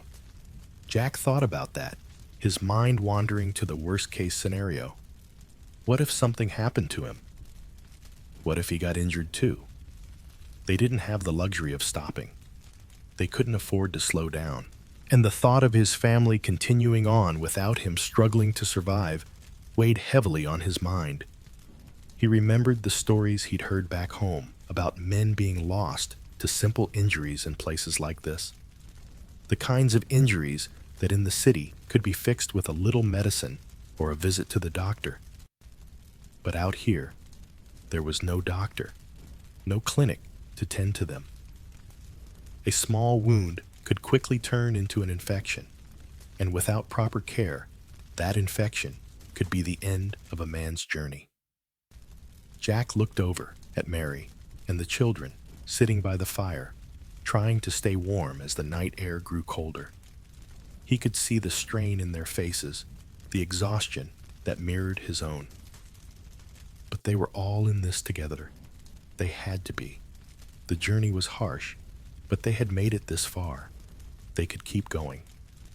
"I'll be all right," Jack muttered mostly to himself, though Mary heard him. She didn't say anything, just gave him a quiet nod, as if to reassure him that she too believed they would make it. Jack lay back on his bedroll, staring up at the stars above. The pain in his body was a constant reminder of how far they still had to go. But as he lay there, the stars shining above him, Jack knew one thing for sure. No matter how much it hurt, no matter how tired he wasn't going to stop. They had come too far, and they would keep going. It was just the way it was. The Wild West didn't care about their pain, their exhaustion, or their fear. It didn't offer them mercy. But they were here. They were surviving, and that meant something. Tomorrow, Jack would wake up his body, aching and weary, and he would push forward. Because out here in this unforgiving land, that's all they could do. Keep moving. Keep fighting. Keep surviving. And Jack knew that as long as his family was with him, they would make it. They would make it through the pain, the exhaustion, and the endless hardships of the Wild West. Because in the end, it wasn't just about strength. It was about endurance. And Jack had that in spades. The days in the Wild West seemed to stretch on endlessly, each one blurring into the next. Jack Walker had long since grown accustomed to the physical strain of life on the trail. His body, though weary and sore, had adapted to the hard work of survival. But what he hadn't anticipated, what he hadn't been prepared for, was the mental toll that came with it. The constant decision-making, the never-ending worry, and the sense of isolation weighed on him far more than any blistering sun or grueling hike. Jack could feel the fatigue creeping in, not in his muscles, but in his mind. Every day was a series of choices. What route to take, where to set up camp, what supplies to ration, when to push forward, and when to stop. Each decision felt crucial, and the weight of those decisions was beginning to wear him down. With every choice, there was the constant fear of making the wrong one, of putting his family in danger. The pressure was unrelenting. Which way should we go?" Thomas asked one evening, his voice quiet but filled with that underlying concern Jack had grown accustomed to. The question was simple, but the weight of it felt heavy in Jack's chest. It wasn't just about the direction they would go. It was about everything. Would they make it to Oregon? Would they find food? Would they be able to stay safe? The mental strain of it all gnawed at Jack constantly, and he had no answers to give. "We'll go the way we've been heading," Jack said, his voice steady, even though inside his mind was racing with questions. "We keep moving forward. That's the only thing we can do." But even as he said it, Jack knew that wasn't entirely true. There was always something, some obstacle, some new worry that made him second-guess everything.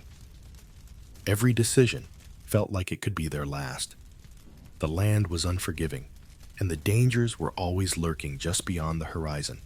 And the worst part was that Jack had to shoulder it all alone. He couldn't share his thoughts, his fears with anyone. Not really.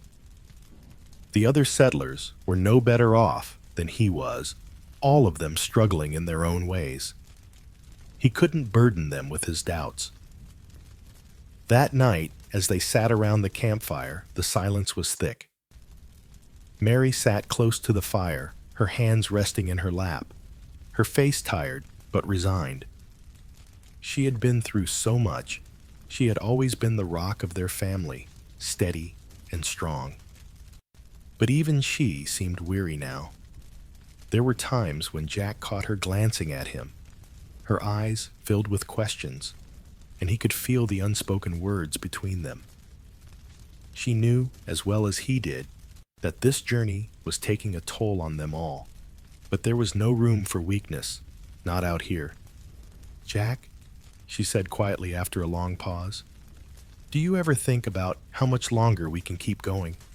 What if we don't make it?" Jack didn't answer right away. The question wasn't new.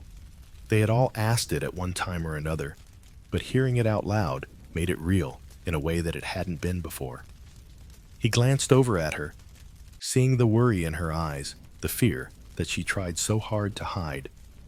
He knew that she was carrying just as much weight as he was, but she wore it differently. She didn't show it the way he did.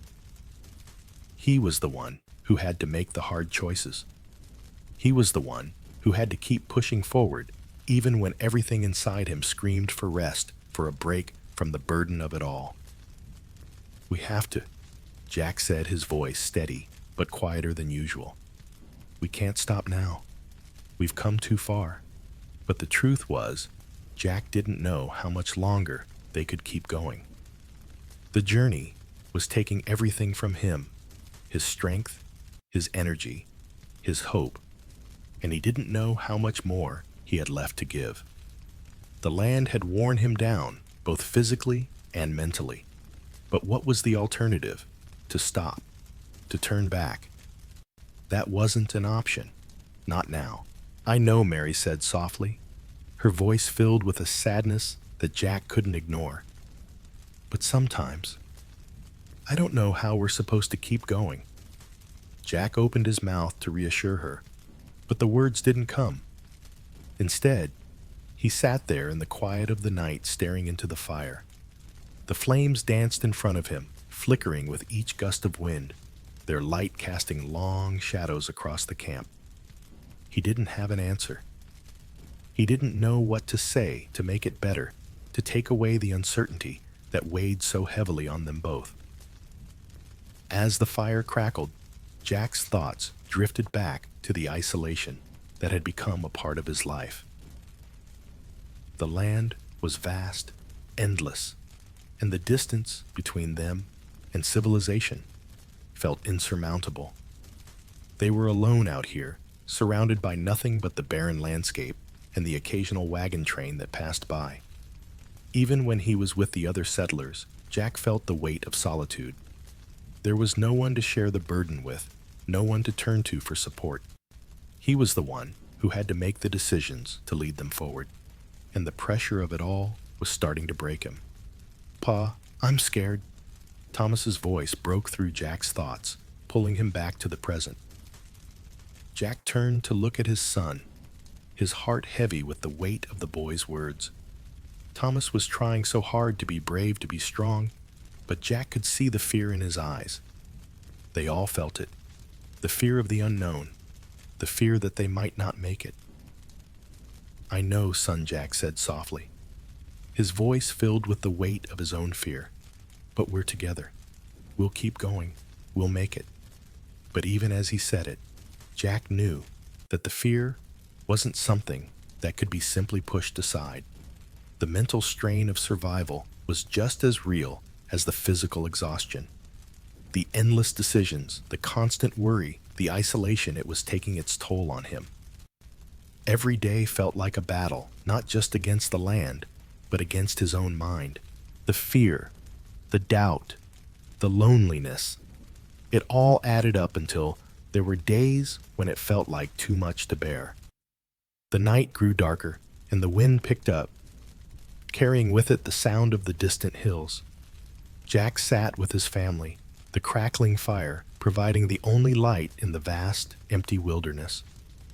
It wasn't much, but it was enough. They were still here. They were still together. But as Jack lay down on his bedroll that night, staring up at the stars, he couldn't shake the feeling that something was coming. The journey wasn't over. They had so much farther to go, and he wasn't sure if he had the strength to keep going. The constant mental strain of survival was wearing him down, and he wasn't sure how much longer he could keep going. But as he drifted off to sleep, the soft breathing of his family beside him, he knew one thing for sure: they would keep moving forward. They had no choice, because survival wasn't just about the body, it was about the will to keep going, even when everything inside you screamed for rest. And Jack had that will, for his family, for his future, for their survival. The night was quiet, the kind of stillness that comes only in the deep wilderness, where every sound seemed amplified against the heavy silence. Jack Walker sat by the campfire, the warmth of the flames, a temporary relief from the cold that crept into his bones. The land stretched out around him, empty and unforgiving. The fire crackled and popped, sending sparks into the air, but Jack's gaze was fixed on the shadows just beyond its reach. He could feel the weight of the silence pressing down on him, a constant reminder that the dangers of the Wild West were never far away. Out here on the trail to Oregon, the threat of wildlife was always looming. It wasn't just the rough terrain, the harsh weather, or the scarcity of food that Jack had to contend with. It was the predators, the wolves, the bears, and the countless other creatures that roamed these untamed lands. Jack had been raised around the wilderness. He had learned to track and hunt, but out here in the vast emptiness of the frontier, he felt a constant unease. There was always something watching, always something waiting for its chance to strike. He remembered the night not too long ago when that fear had come to life. They had camped in a small hollow near a creek. The wagon circled around the fire for safety. the sounds of the night muffled by the wind. The cattle had been tied to the nearby trees, their low mooing and almost comforting sound against the quiet of the wilderness. The fire crackled, and Jack sat with his back to the wagon, his rifle resting in his lap. The night had seemed peaceful, but Jack knew better than to let his guard down. Out here, even the most serene moments could turn deadly in an instant. Around midnight, he heard it, a low growl barely audible over the wind, but it was enough to make the hairs on the back of his neck stand up. Jack's hand instinctively went to the rifle, his eyes scanning the darkened landscape. His mind raced. What was it? A bear? A mountain lion? It could be anything. His breath caught in his throat as he listened, trying to make out any sound, any movement. Then the sound came again. This time it was closer. He wasn't alone. Jack stood up slowly, his heart pounding in his chest.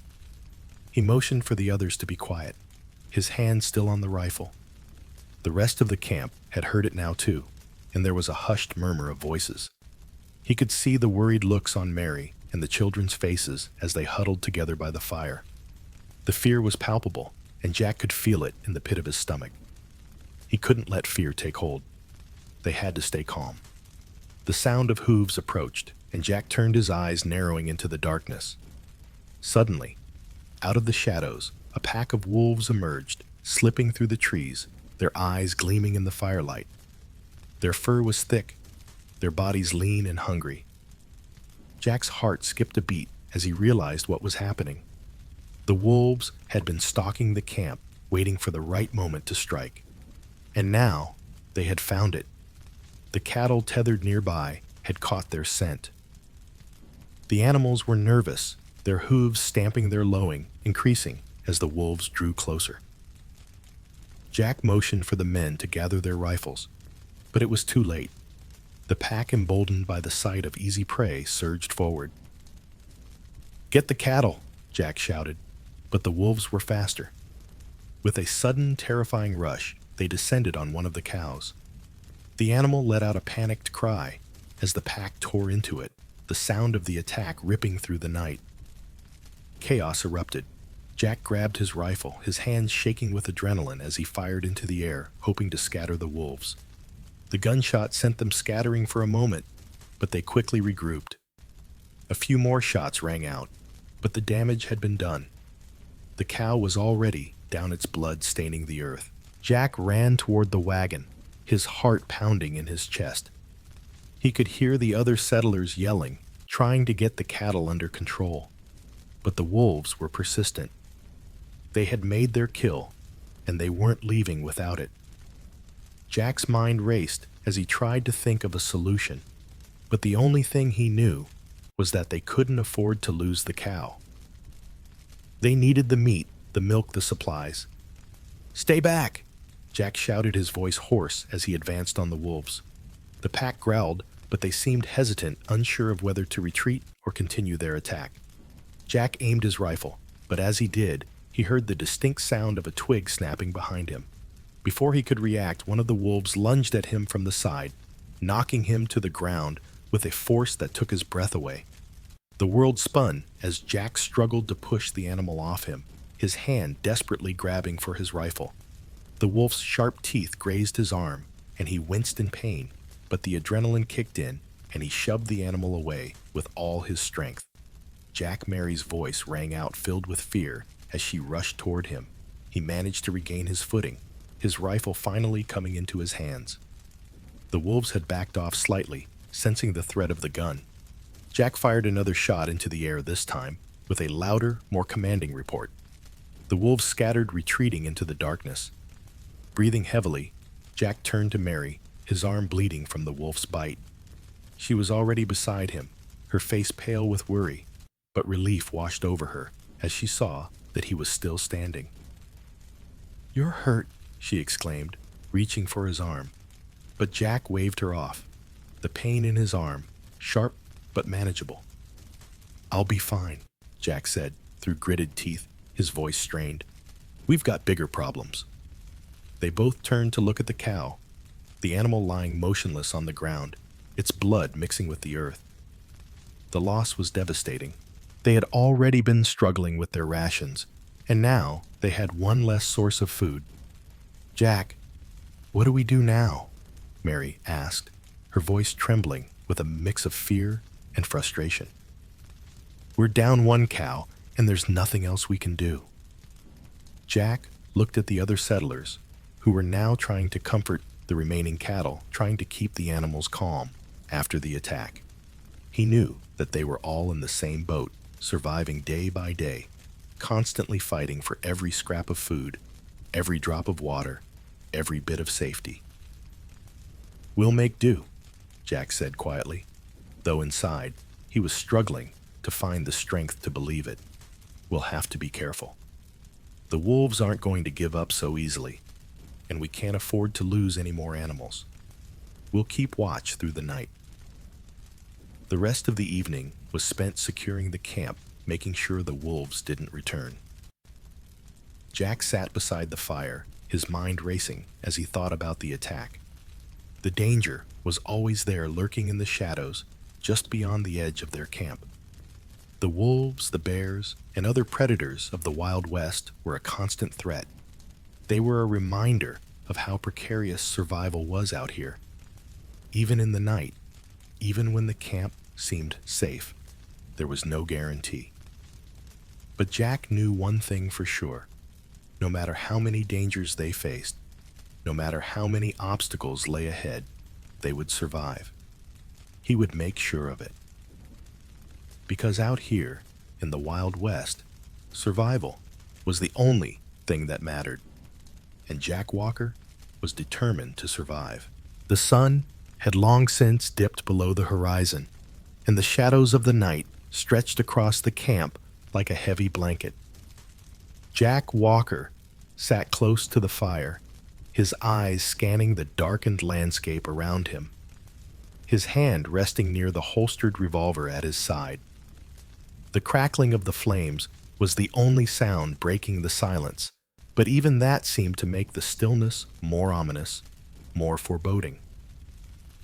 He knew that out here in the wild, lawlessness ruled the land, and with lawlessness came danger. The Wild West had a reputation for being a place where survival wasn't just about battling nature or braving the elements. It was also about defending what little you had against the people who would take it without a second thought. Outlaws roamed the landmen with no respect for the rule of law, taking what they wanted and leaving destruction in their wake. Jack had heard the stories, heard the tales of settlers who had lost everything in a flash, robbed, beaten, sometimes even killed. And he knew that the danger was always just a hair's breadth away. His mind wandered back to a time not so long ago when he had first started this journey. He had been told about the dangers of the frontier, the wolves, the harsh weather, the hostile native tribes, but no one had warned him about the outlaws. Those men wearing dirty, faded coats, their faces covered by hats and scarves, would sneak into a camp at night silently as ghosts. They'd raid the wagons, take the horses, the food, the water, anything they could get their hands on, and there was no sheriff to help, no law to protect them. Jack's heart clenched as he thought of his family.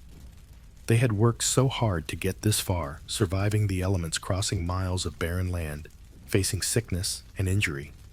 They had so little left, but it was still theirs. His family was all he had. Pa Thomas's voice broke into Jack's thoughts. Jack looked down at his son, who was sitting beside him, his face weary, but still filled with that childlike curiosity. "Do you think they'll come tonight? The bad men?" Jack took a deep breath, his eyes still scanning the perimeter of the camp. He could hear the crackling of the fire, the sounds of Mary and Sarah moving about behind him, but the quiet of the wilderness was deafening. No, not the wilderness, just the empty silence of their camp. It was a silence that Jack had come to dread. He placed a hand on Thomas's shoulder, trying to keep his voice steady. "I don't know, son," he said quietly, "but we're ready for them if they do."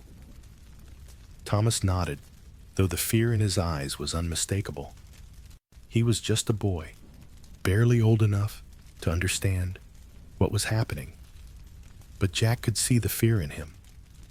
He could feel it too, gnawing at the back of his mind. Every night, as he sat by the fire, he couldn't help but think of the danger that lurked just beyond the firelight.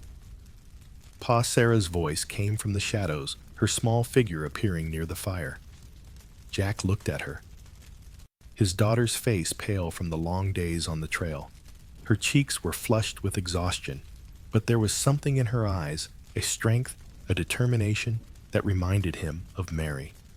She was trying to be brave, trying to help her father keep the fear at bay. "Do you think they'll take our horses?" Jack took a long, slow breath, his heart heavy with the weight of the question. "I don't know, sweetheart, but we've got to keep them close. We'll make sure they're safe." He turned his attention back to the horses tied loosely at the far side of the camp. They were huddled together, their heads down, tired from the long day's journey. They were their lifeline, their means of getting to Oregon, of surviving. If the outlaws took them, they'd be stranded. They'd be nothing but sitting ducks for anyone who wanted to take what little they had left. "Jack." Mary's voice cut through the air, pulling him from his thoughts. She had come to sit beside him, her face drawn with the same exhaustion he felt. "You're worried again." "I know," Jack replied, his voice low, "but I can't help it. I've heard stories, seen it happen to other people on this trail. You can't trust anyone out here." Mary didn't say anything at first. She simply reached out and touched his arm, a quiet gesture of comfort in a world that had become anything but comforting. She knew as well as he did that the threat of outlaws was real.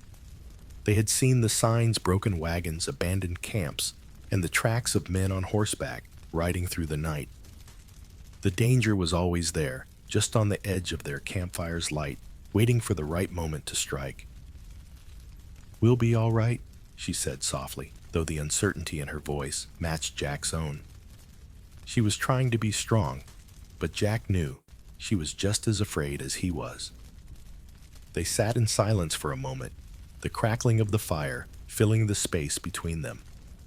Jack tried to focus on the warmth of the flames, but all he could think of was the noise, the sounds of horses, of hooves on the earth, of footsteps creeping into camp.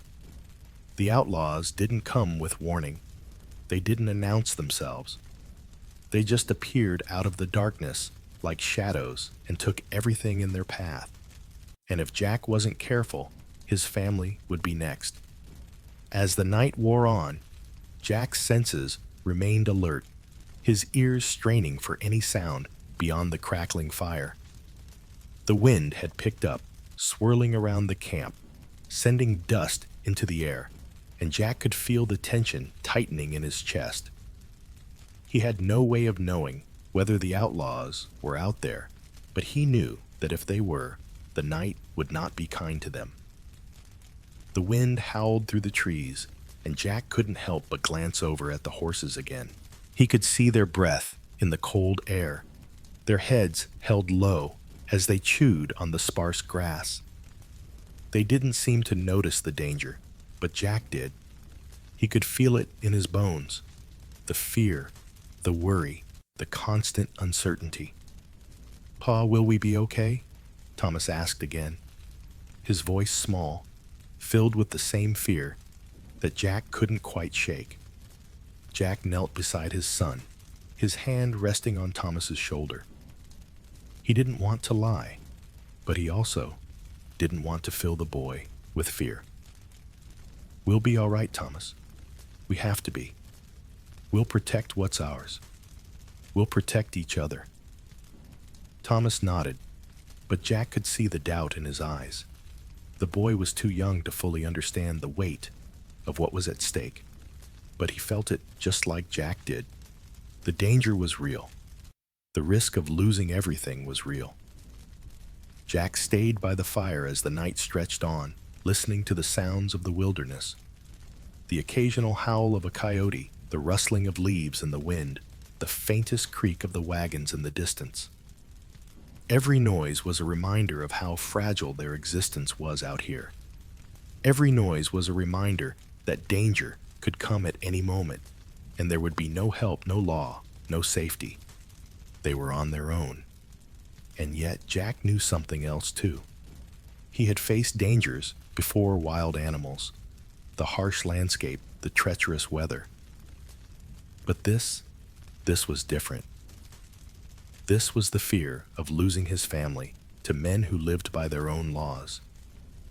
Men who would take everything they had without a second thought. But Jack had something they didn't. He had his family. He had his strength.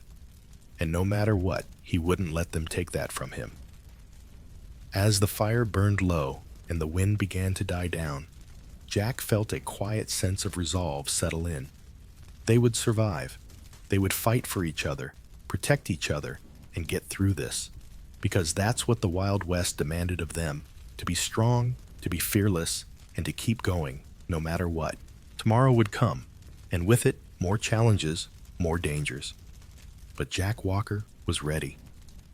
He wasn't just fighting for survival. He was fighting for his family. And that was a fight worth winning. The night was heavy, the stillness of the land pressing in on Jack Walker like the weight of his own thoughts. He sat by the fire, the flames flickering and casting shadows across his face, his hands clasped tightly in front of him.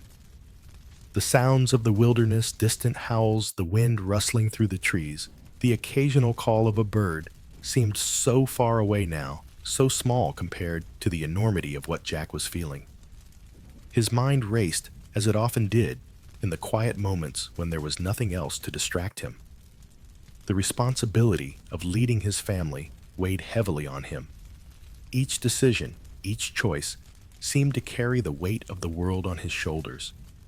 He was the head of his household, the protector, the provider. But in this wild, unforgiving land, that title felt more like a burden than a privilege. He glanced over at Mary, who was sitting a few feet away, wrapping the blankets tighter around Sarah and Thomas. The children were already asleep, their small forms curled up beside the fire. Mary looked exhausted as he did, but there was something else in her eyes, a quiet strength that had never wavered, not since the day they left everything behind. Jack? Mary's voice broke through his thoughts, soft but full of concern. She had noticed the way he sat, the way he held himself. What's on your mind? He looked at her for a long moment before answering. Just thinking, he said, his voice strained. Thinking about all that's ahead, about us, about surviving. Mary gave a small, knowing nod. She had been there beside him every step of the way, enduring the same hardships, facing the same uncertainties. But Jack knew that the weight of leadership was something different, something he carried alone. He was the one who made the decisions. He was the one who had to keep the family safe, keep them moving forward. And that pressure, it wasn't something he could escape.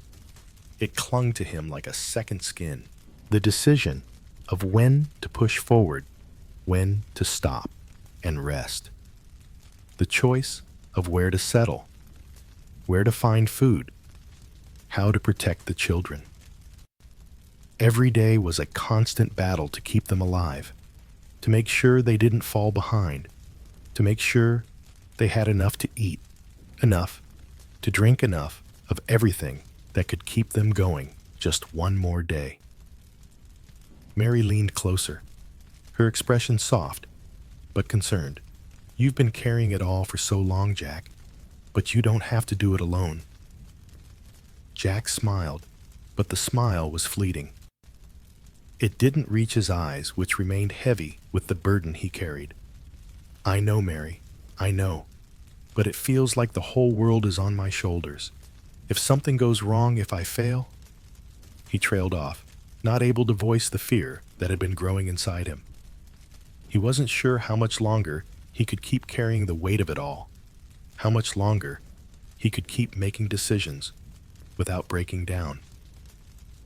"You won't fail, Jack," Mary said, her voice firm.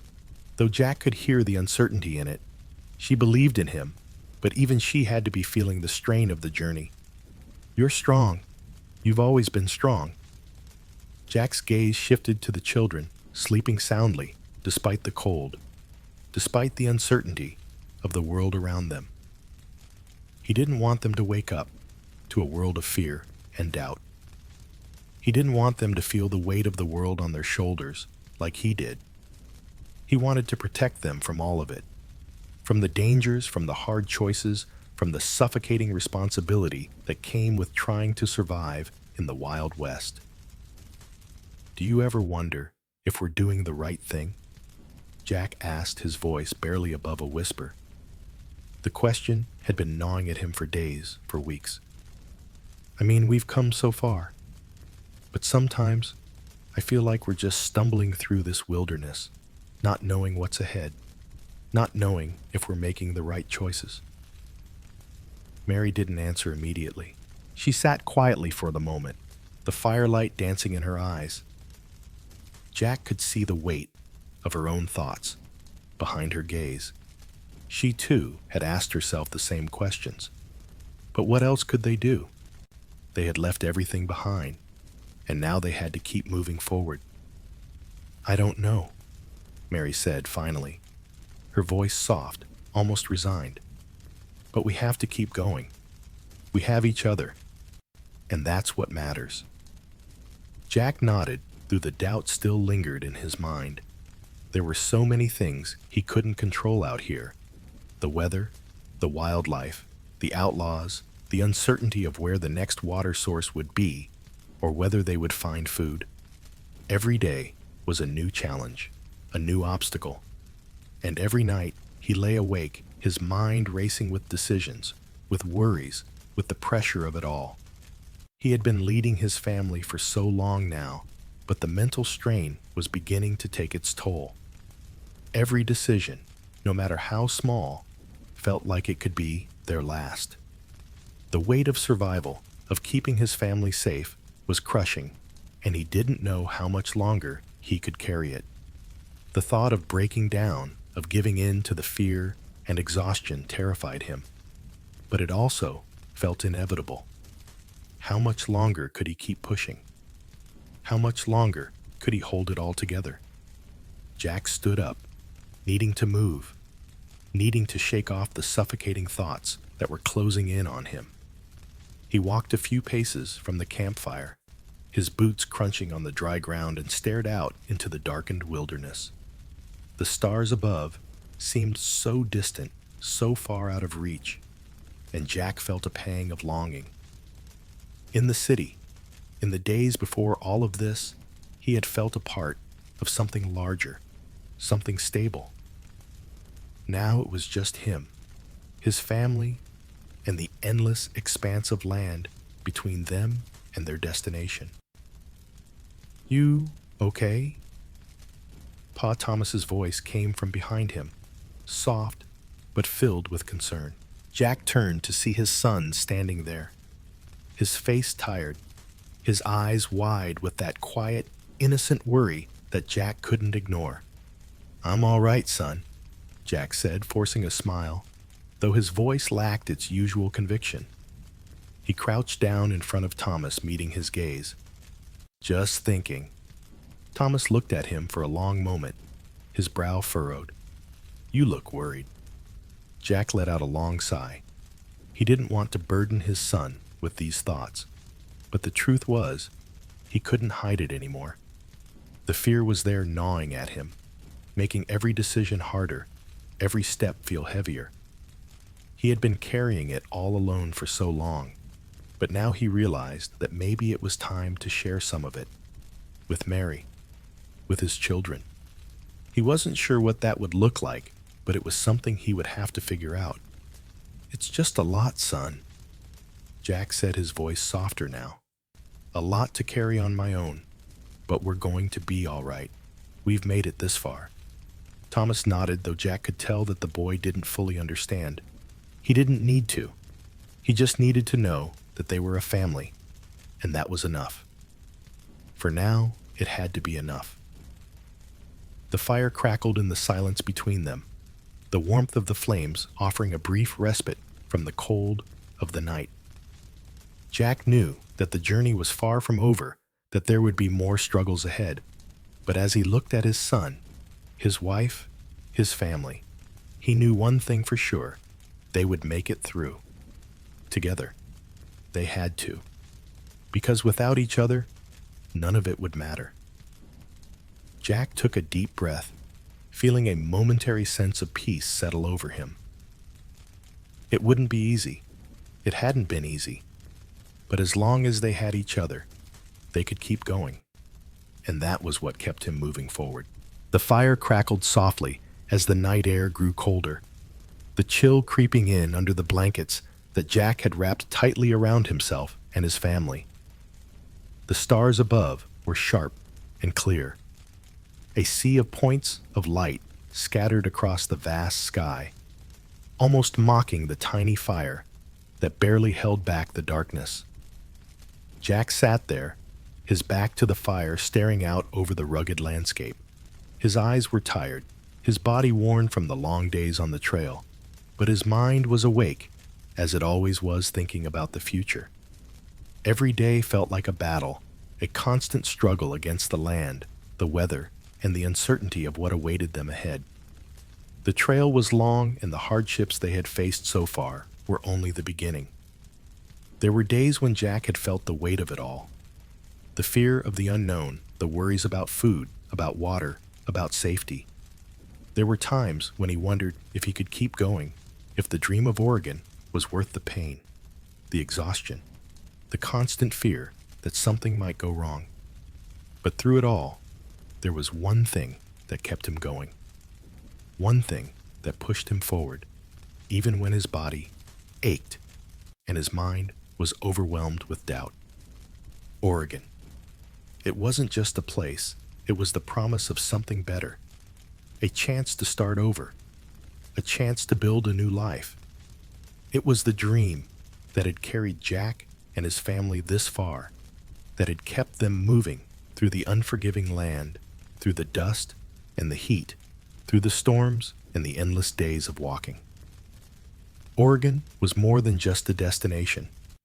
It was a symbol of hope, of possibility. It was the light at the end of a very long, very dark tunnel.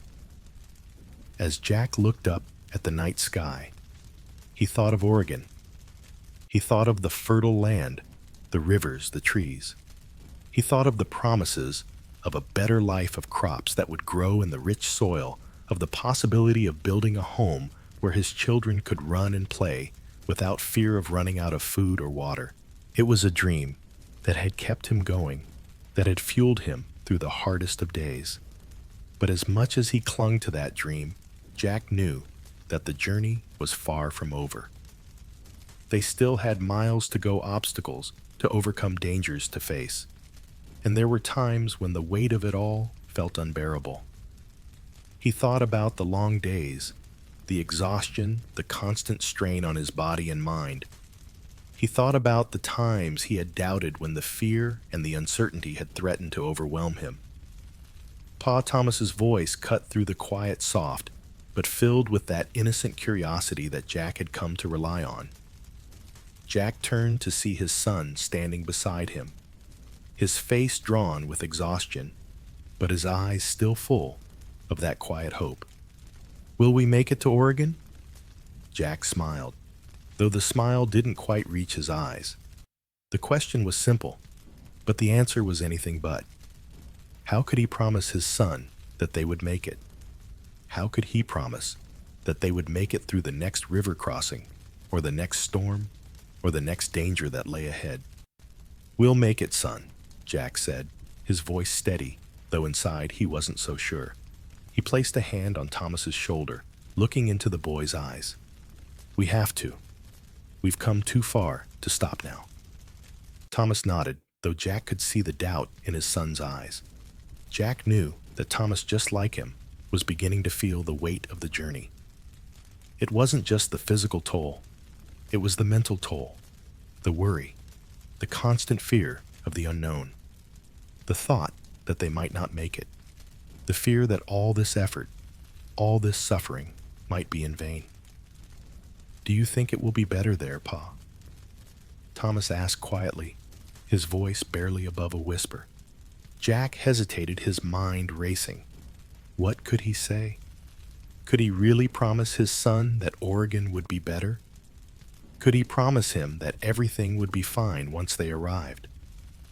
The truth was, he didn't know. He didn't know what the future held, but he knew one thing for sure: he had to try. He had to keep going for his family, for the life he wanted to give them. "I think it will be better, son," Jack said, his voice soft but firm. "It won't be easy, but nothing worth having ever is. We have to believe that it's going to be worth it, and we will make it."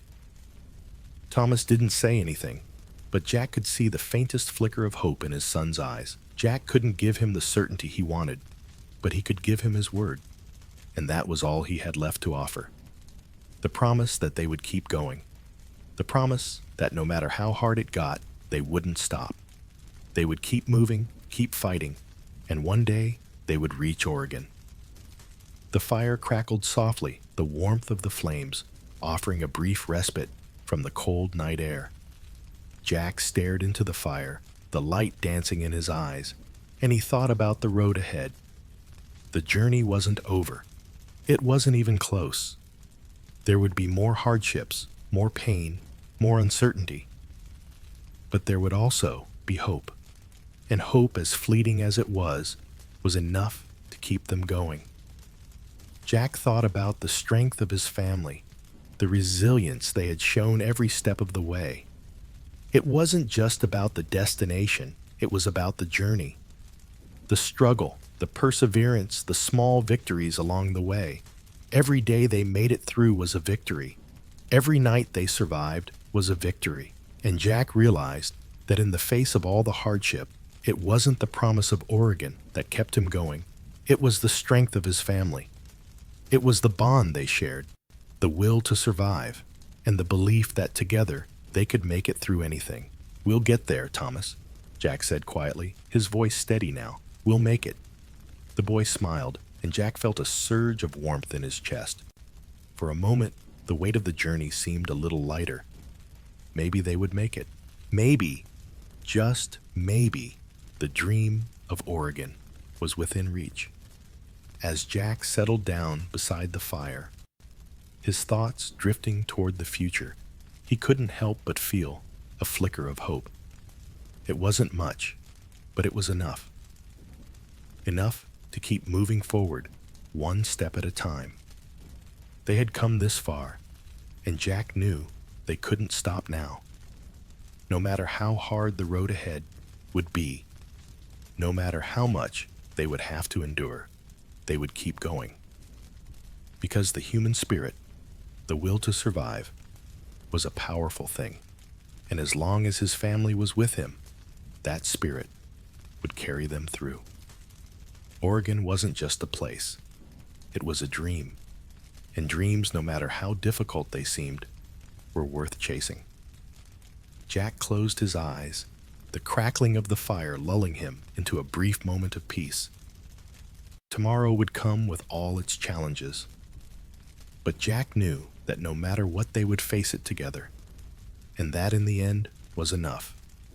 The journey wasn't over, but with the glimmer of hope, they would keep moving forward, and that Jack realized was all they needed. Jack sat tall on his weary horse, his gaze fixed on the horizon ahead. The landscape stretched out before him, vast and unyielding, much like the journey that had brought him to this point. He thought about the days that had passed, the countless miles that had worn him down, body and soul. The heat, the cold, the hunger, each trial had left its mark, but it had also shaped him in ways he hadn't expected. He had learned to endure, to push through the exhaustion, when every part of him screamed for rest. He had learned that survival wasn't just about strength. It was about persistence, about the ability to keep going, even when the world seemed determined to break him. Jack had faced storms that tested his resolve, hunger that gnawed at his insides, and dangers that lurked around every corner.